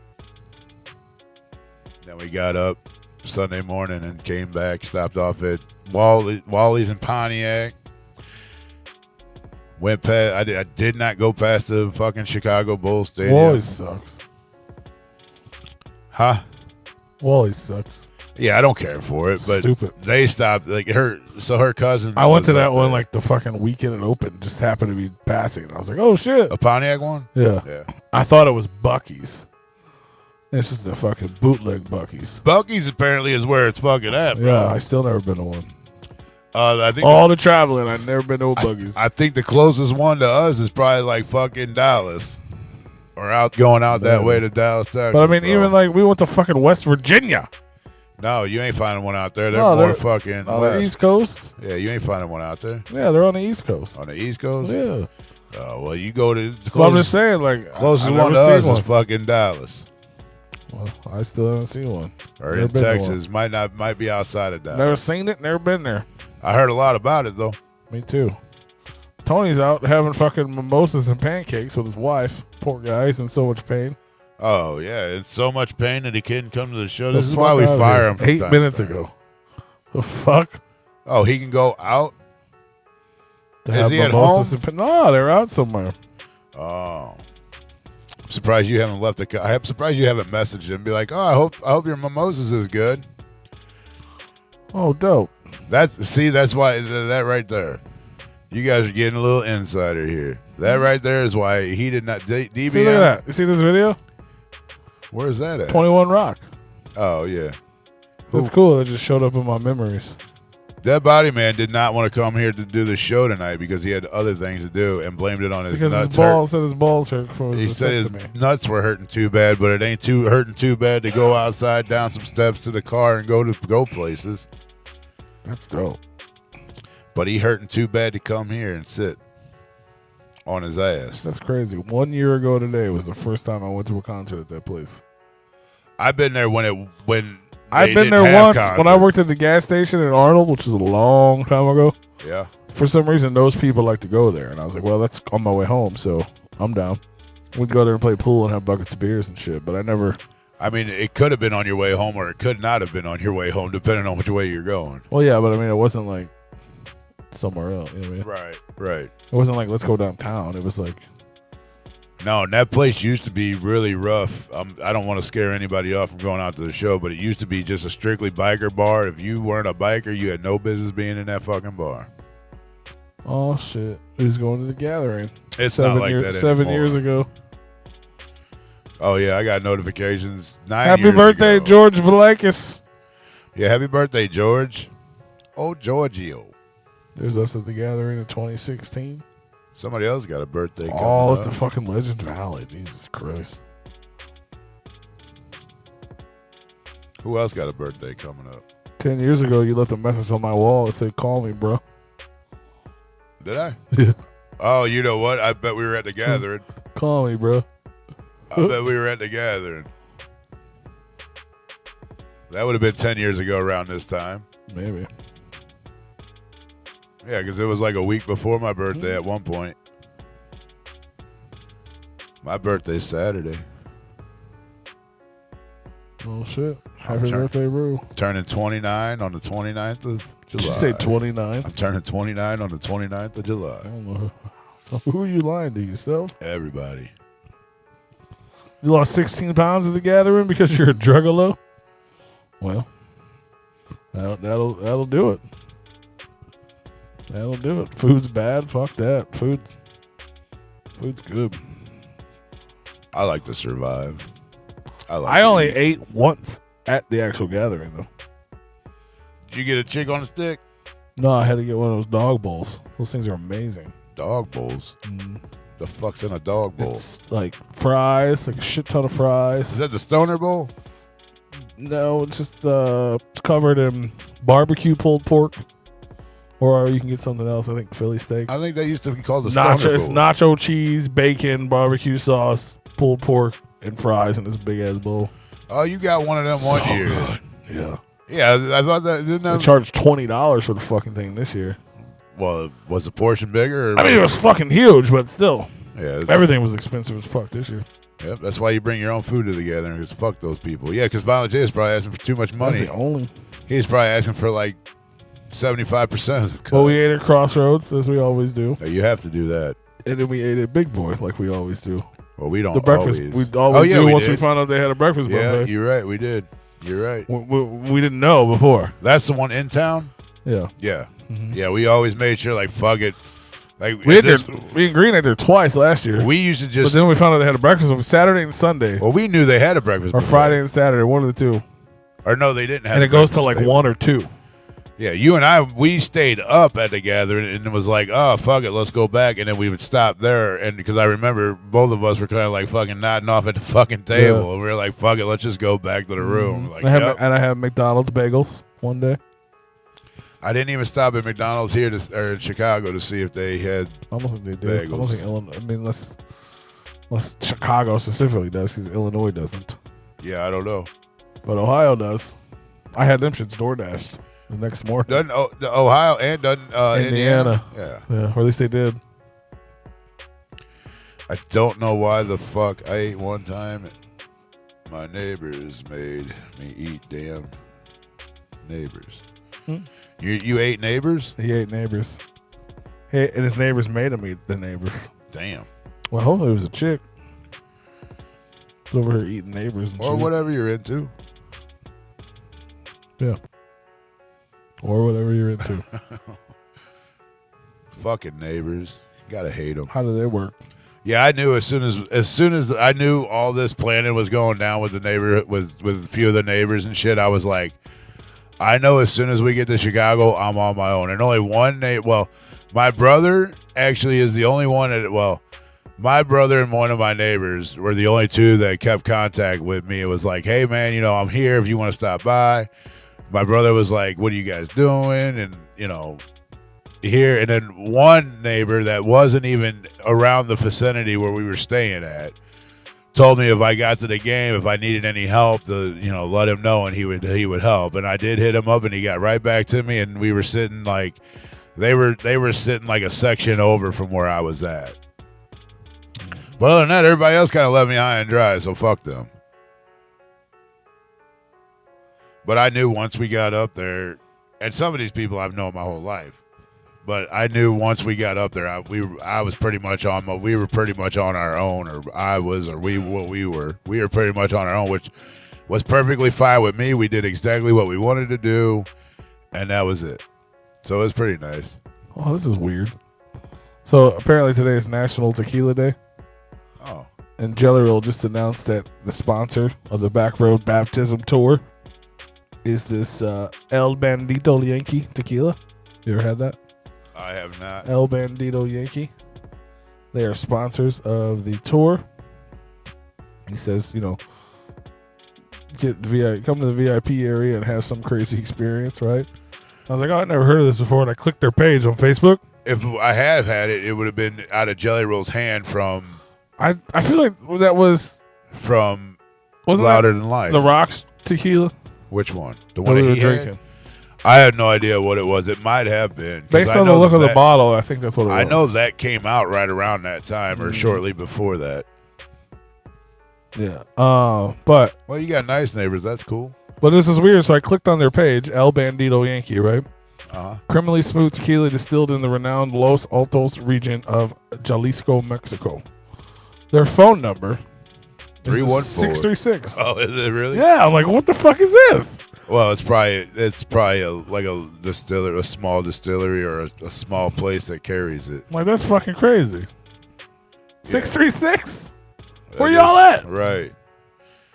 Which you could probably search that and find out where it's at. I mean, I know where 636 is. Jelly Roll needs to come out with a big people's clothing line. I agree with that, Mr. Crazy Family Channel. Right, that's a good idea. 100% he should. I mean, I don't think I would wear some of the stuff that he wears, though. Oh, he's such a terrible dresser. But I would definitely own a Jelly Roll fucking shirt. Chesterfield. It's in Chesterfield. Oh, so it's close. That's that's some girl named Ann's phone number from Verizon Wireless. I've never been to Louder Than Life, and it's up the road, and not enough Juggalos for me. You're in Louisville? Yeah, you stay in Louisville? I like Louisville. I'm going to call it Louisville because that's what us St. Louis do. We call it Louisville. This ain't Louisville. Louisville? Y'all say Whoville. No, we not say Louisville. What are you talking about? Huh? I don't understand that comment. Oh, because of Jelly Roll. Not a jean jacket. No, I wouldn't wear no jean jacket either, bro. Yeah. I thought it said Jean Jackal. Are you close to like downtown Louisville? Like we went to Louder Than Life once because they let us. They invited us. Yeah, are you like close to like downtown Louisville, like by the Louisville Slugger and all that? Louisville Slugger? Well, we went down there a few times. Are you close to that spot at all? We did Axmas there, right? That was the Newport house. Yeah. We went. Yeah, we did that. Wasn't that the Blaze's New Year's Eve jam party? When I was in Dayton. That was in Dayton. Yeah. I feel like we were down there for another show. That's the same place the release party was at. Was where Blaze was. The Axe release? Yeah. Those were the same venues. Okay, maybe Axmas was in Kentucky. Yeah, so Axmas, which is what Blaze played at, which we hosted. That's when we met Jenny Red and Baby Hobson. Yeah, but we hosted that. Yeah, that was when we dressed up like Santas. Yeah, and then we did I thought we did another show down there. I feel like we did something else there. I know. Me and Green recently did Twisted there. That's when he met his. Closer to Churchill's Down. Fucking ball and chain. Churchill's Downs, from my understanding, is like if you're coming into Louisville and you keep going a little bit, it's off the right as you're going in further into Kentucky or further into Louisville. Is it not? It is close to downtown, correct? From my understanding, Churchill's Downs is in just outside the city. Correct me if I'm wrong, but I always thought that it was you could if you're on a highway, you could see the stables, or you could see a portion of Churchill's Downs. Correct? I don't know nothing about any of that. I think I pointed it out to us, but I might be wrong here. That's after you get past the college and all that, and you're down so where we were at Louder Live when we would when we got past and we had to get off the highway and then kind of Cloverleaf back through. That the white fences and shit, I can go downtown in less than 10 minutes. Okay, so it is close. Yeah, so it is close to downtown. All I remember is we stayed at a hotel, and there was a Shoney's next door. Yeah, but they weren't open. Yeah, we ate there. We ate a breakfast buffet there with your two girlfriends. Oh, we did. Yes, we did. Mm-hmm. And then we had to go on the highway to go to Louder. That was by the hotel we lived or we stayed in. But that was our hotel was probably 10 minutes away. No, it was longer than that. It was 20 minutes away. Was 20, 30, yeah. Because we got on there late and everything was sold out or $300 a night. Yeah. Louder Than Life is closer to Churchill. Yeah. Okay. Closer to Churchill's, but downtown isn't far. Okay, yeah. So you can't see it. So it is Churchill's. I thought it was. That is Churchill's Downs. Once you get, that's right, because we drove by the place where they do the Derby. Yeah, I remember that. At Churchill's Down. Churchill's Down. But yeah, so yeah, you come through the city, but then you kind of start to get away from the city a little bit. Remember where that building we seen on the left side that had the car coming out of the side of it? Mm-hmm. Yeah, so Churchill's Downs is directly across the street from that. Or directly across the right of that if you look over off to the right as you're going in there. So sometimes I get places confused because I've been in a lot of places. You know? Yeah. Okay, yeah. So Louder Than Life does not seem like the same city that we did Axmas or the same city that me and Green did Twisted. Right. Because it was all different places. Yeah. And all different experiences, but it's all within fucking 5 minutes of each other. Yeah, but where we did Twistmas, that was further down, or not Twistmas, but the Axmas was further out of the city. Yeah, that's in I don't even think it's considered Louisville. It's a different. What, right? Yeah, remember the strip clubs attached next door? Yeah, that was dope. Should have went it. Well, we did go in there. Yeah, for a minute. Yeah, because it wasn't what we thought it was. And then we were running around that fucking gangster-ass hotel. Then we went to Waffle House. Yeah, Axis was in Louisville, yes. But, bro, next time I am down that way, I'll have to fucking look you up, bro. We hosted that shit. Yeah, we did host that. I don't know which one it was, but... We was the three idiots dressed as Santa Claus. And then what was the name of the fucking venue we just did? We just did that shit with Twisted. You gonna ask us what the strip club was called? Buckshot and Ron was upstairs. It was at the Thompson House, whatever was attached to it. Yeah. I'm pretty sure it was the Thompson House or the Tiger or something. That might be what it was. Yeah. The venue was attached to a strip club. It was the same building. Yeah, literally. You didn't even have to. Did you have to go outside? Yeah, you had to go outside to go to the door right there, but it was literally the same building. Yeah. God, what fucking venue was that we just did? That's where fucking Green left the racks and fucking met his downfall. Yeah, bro, dude. Like, I love Louisville. Like, I What was love the name of that town, dude. Like, I don't know how crazy downtown gets, but I've never kicked it in Louisville like that. it's fun. I've been to the places, but we've never like when we went to Nashville, we went a day early and partied downtown, and it was amazing. Yeah. I've never really kicked it in Louisville, like outside of the places we're supposed to be. Now, don't get me wrong. Like, I've never went to Louisville and partied, but the places that we went, like, I went to the Louisville Slugger, which was fantastic. I love that fucking town, dude. Like, Louisville is actually like a good place to go. And then I went there for the pumpkin. They do this pumpkin thing in one of the parks, the Spooktacular Pumpkin Festival or whatever the hell it is out there. Dude, that shit's fun. I don't even know, man. Twisted. No, Nashville, Bloomington, Fort Wayne. Trixie's? I don't know. That might be it.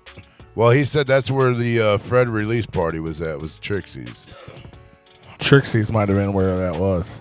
That might be it. You might have just said that. Was Axmas there, and there's a strip club attached? And that's it. Oh, yeah. How many venues have strip clubs attached?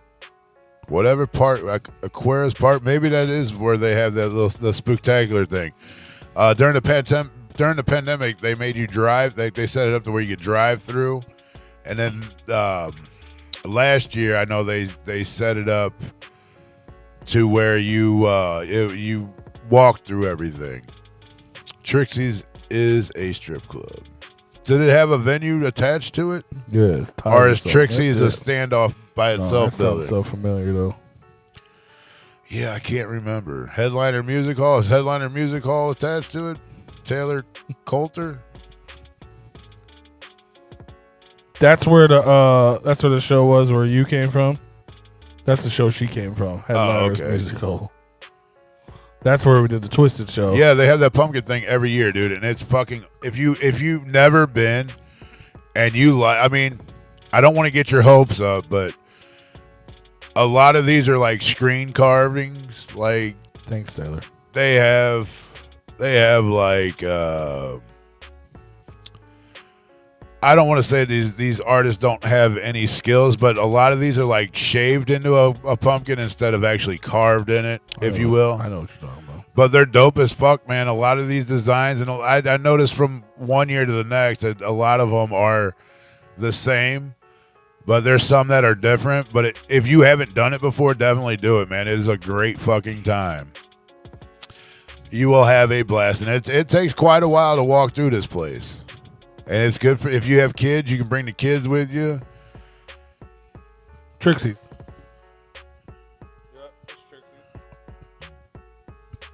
Trixie's. Oh, Trixie's. They turn tricks at Trixie's. Trixie's. But yeah, dude, that Spooktacular fucking pumpkin thing is fun. If you're ever in Louisville around Halloween time, I mean, I think it starts like a few weeks away from October. I think it starts in September. And then it either the third or fourth weekend of September, and it goes all the way up until the first week of November.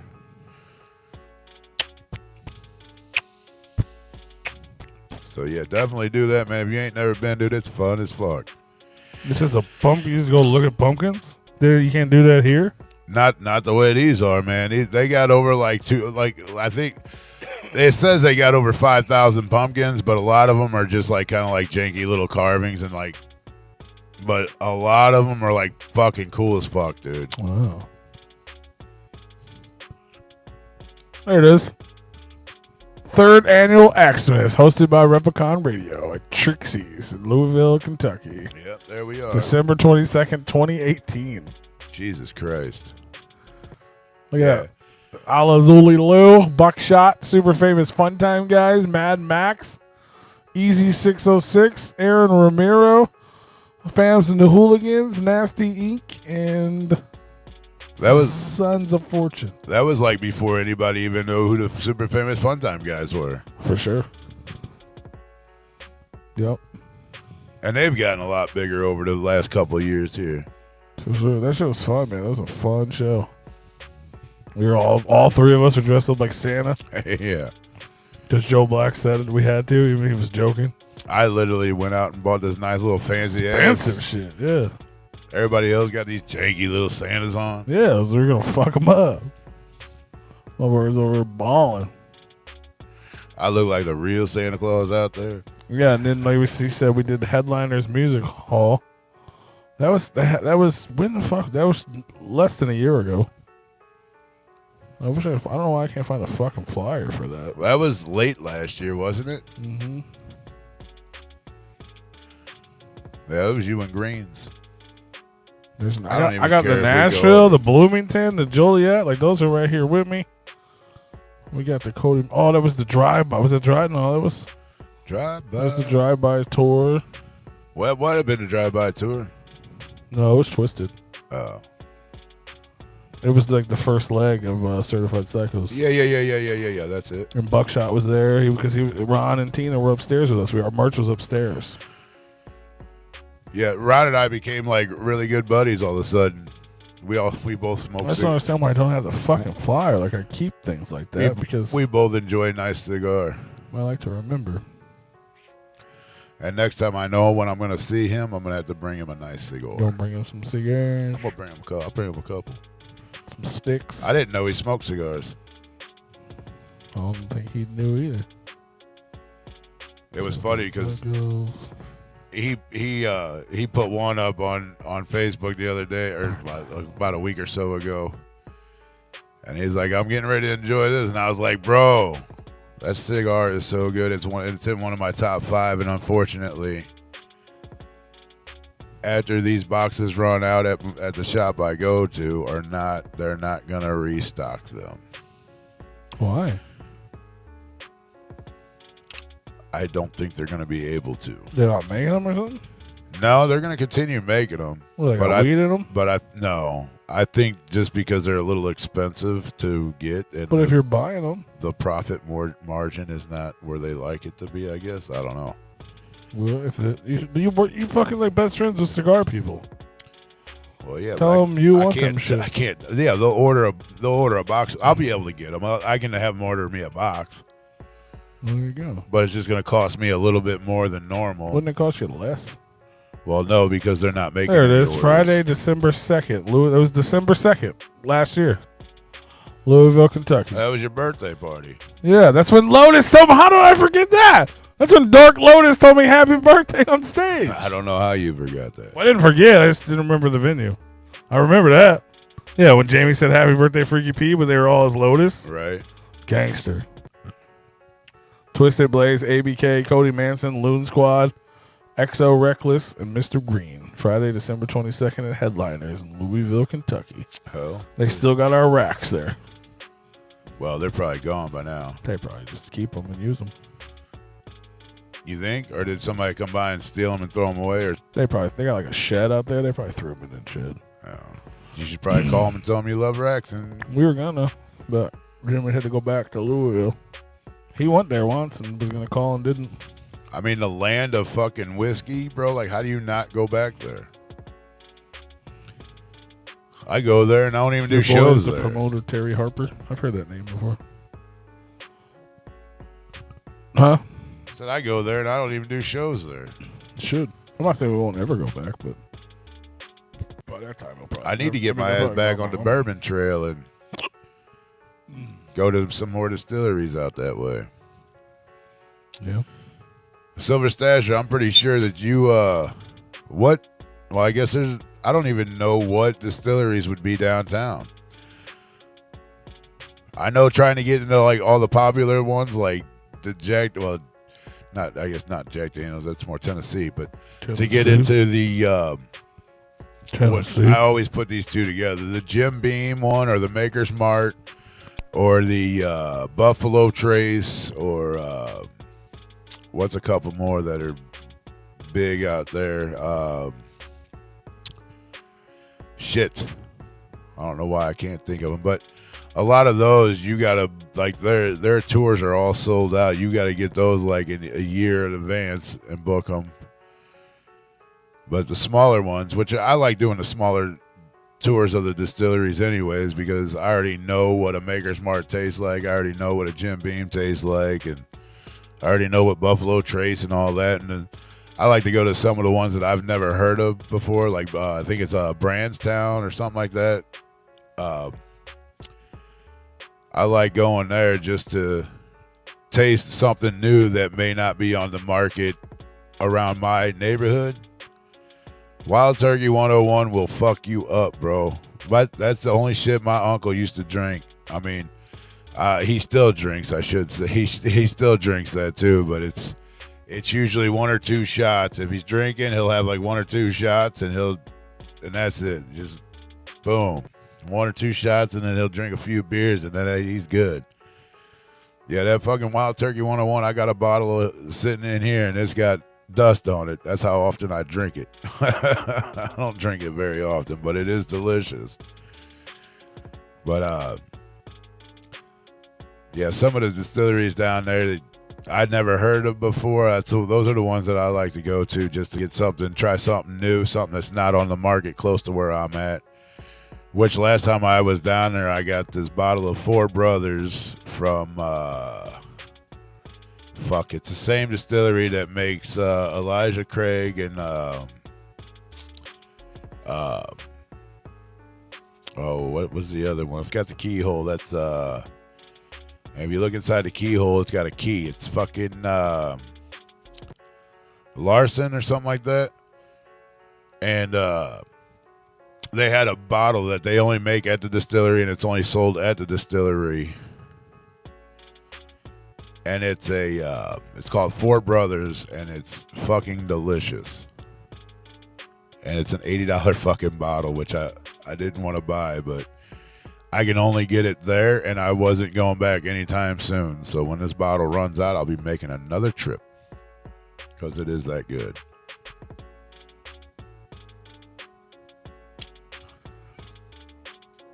But yeah, for That's sure. expensive. Yes, it is. But you pay big prices for good whiskey. I guess so. And it's so smooth. You just sip on that shit? Oh yeah. Sipping on some. Oh yeah. You spend $80 on a bottle of whiskey. You ain't doing shots of it. You're pouring it over ice and enjoying it. You're not doing a shot of it. You might do a shot of Jack or Crown or fucking Jim Beam or Wild Turkey that's not 101. You might be doing shots of that, but you're not gonna take an $80 bottle and fucking do shots of it. Those are sippers. You enjoy that shit.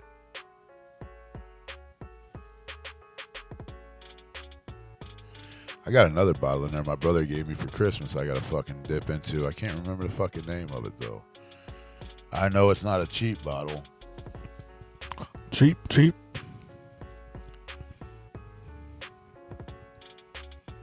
Usually I have a nice little glass of whiskey while we do the show, but, well, sometimes I do. I guess I should say sometimes because it ain't all the time we do the show. We do the show all the time. Been drinking since I was 5 years old. Larry Walsh, that's funny that you say that because there's a picture of me at my parents' house somewhere. I want to find it, but I'm holding a bush can and a cigar in the other hand. And actually, I was roughly 5 years old, if not 4. I'm pretty sure I was 5. That's when I had my first sip of fucking beer, bro. And my first puff off a fucking cigar that I did not like because I was 5 years old. When you're born in the era I was born in, things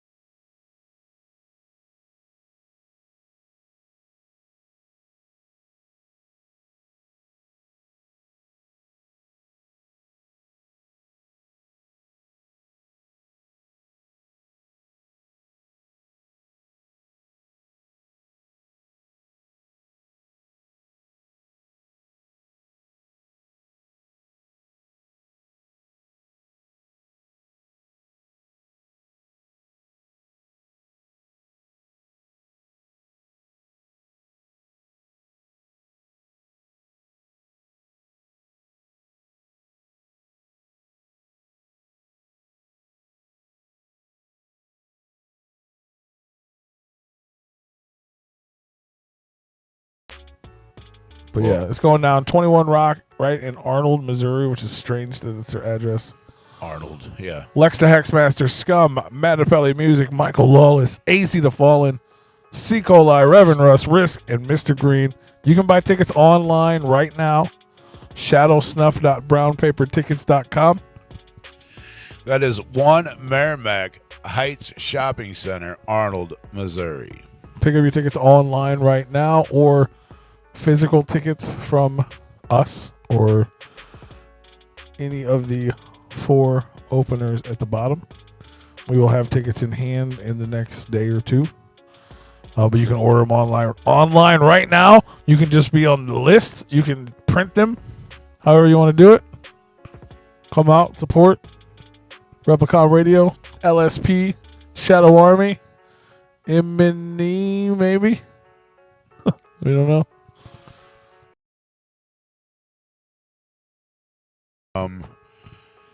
Mr. Green, I'm saying their logo's not on there. Risk, and a few others that I We're can't gonna be read out there. from It's gonna here. be dope.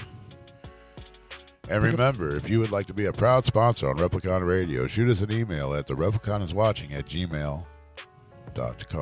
That's right. And if you'd also like to be a part of Replicon Radio's Fantasy Football League this year, Yes, shoot us an email. Same email, therepliconiswatching@gmail.com. the Replicon is watching. The Replicon is watching at Don't forget the. gmail.com. People tend to forget the. Yeah. The Replicon is watching at gmail.com. Hashtag through the eyes of the underground. Yes, and we will definitely talk about it on the show more. And right now, we do have 0 spots open, but I will, if there's enough people wanting to do it, I will come by. We'll join. I will make another one, and you will get me. Oh, that's what I was going to ask you. In there. If I will be one of the teams on both. I will have a team in both, and I will interact in both. I think I asked you this before. It's up to P if he wants to have a team in both, if there's room. And I don't remember the answer. Jesus Christ, Doja Cat.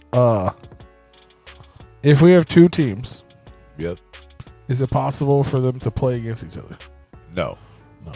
There's no way that I can make that happen because it's all ran through Yahoo. That's too bad. I mean, I can always add more teams to No, but I'm ours. thinking it'd be cool to have like a Super Bowl. Right. No, trust me. I've been trying to find ways of doing that. I can do it myself as long as they don't have the same players, or if they have some of the same players but different. Yeah. And the scoring is the same. As long as I leave the scoring the same on both, I can. I don't know if there's a possible way for me to do that. Because after the Super Bowl on each one, I would have to go and keep track of players' stats. Oh, yeah. That'd be too much. I was just thinking it'd be cool. Oh, trust me, it'd be awesome if I could link the 2. But, I mean, I can have as many teams as we want in one.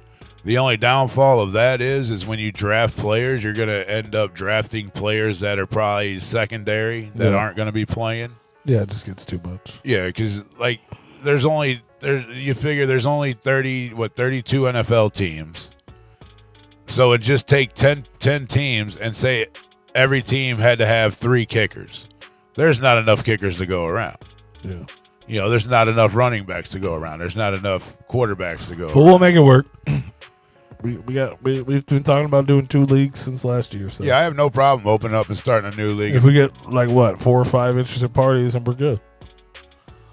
Yeah, I mean, I can definitely. I mean, I'll have to see the minimum, but I'll play on both. I'll be in them chat rooms talking shit. Y'all better get in there and talk shit. I think the minimum amount of teams is 8. I think I'll have to double check. So yeah, 4 or 5 interested people will be all right. But yeah, or 6. I will have 2 teams. I will be in both, unless you guys. But all everybody that vote played against last year me. should have gotten an email, right? They should have, but I'm going to go back. I'm going to get on the laptop this week and get in there and make sure that emails have been sent. And then I'll open up my phone, my email on my phone to make sure I have the correct email for Mr. Joe. And I'll make sure that I get him in there. Because if you got an email about it and let me know if you can open it up. But if you got an email on it to join, then he should have too. If it's the same. He said he didn't. He said that's why he said he thought you had the wrong email. I might if he got a Which new is email. why I gave you the new email. Yeah.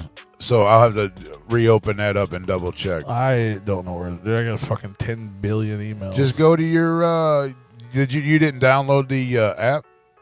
The fancy football? football? You just asked me if I could open the email. Well, no. Just you don't have to worry about that. Go to if you did you join? Or did you just see the email and was like, saw it. Oh, okay, so you didn't do anything with it. No, I didn't. You just asked me if I could open it. I never opened it. It might tell you that the invitation no longer exists. Do we know what day that was? Wait, who's it from? Is it from Yahoo? Yeah, it'd be Yahoo. Is that who we use? It'd be probably under my. I just can't remember because I have that and I have the whatever the Twisted League is. Oh yeah, it'd be use July Yahoo. 16th. Yeah, so what last Welcome week? to Yahoo Sports Fantasy Football. Your league, Replicon Radio Football, has renewed by your commissioner, Big Roo. Yeah. Your team is active. You can go to the league and start preparing for the season. Your commissioner will be able to finalize league settings prior to the start of the season. Yeah. So you got it. So I must have a different. He must have gotten a new email or did not get the one that I sent out. So I'll have to double check that and make sure. Which use these accounts. Yes, that account.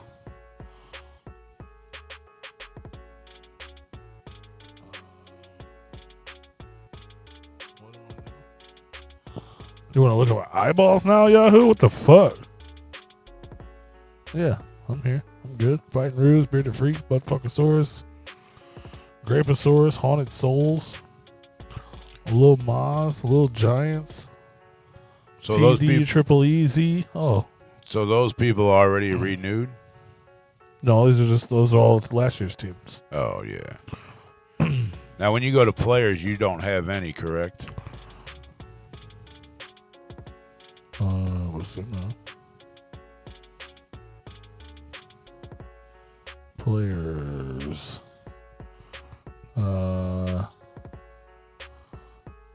Maybe.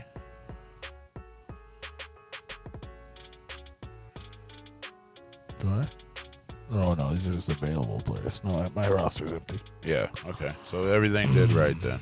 Mm-hmm.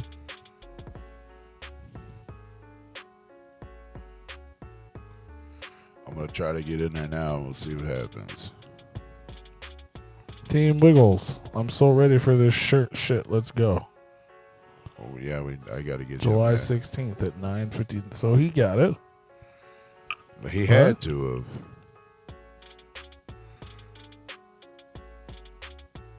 Oh no! What's the date on that? It doesn't say, but it's July 16th. The last message was March, which is when we ended, right? Yeah. So it has to be this one. So he had to have got it. Yeah, you saw it. You saw it. Joe saw it, and whoever the fuck Kyle Klein saw it. Oh yeah, because the fucking COVID hit, and my team never finished playing, right? Because I was second place, and I remember that shit now. Fuck this game. No. What the fuck? Something happened. What was it? No, I got an email. You're here, you idiot. No, one of the game. No, that dude got hurt. What's his name got hurt, and they didn't finish the game, and they didn't redo the game.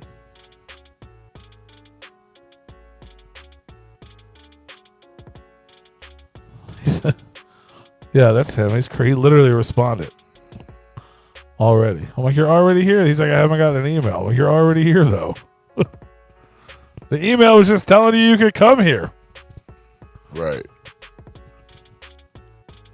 How is it telling me the fucking name is wrong?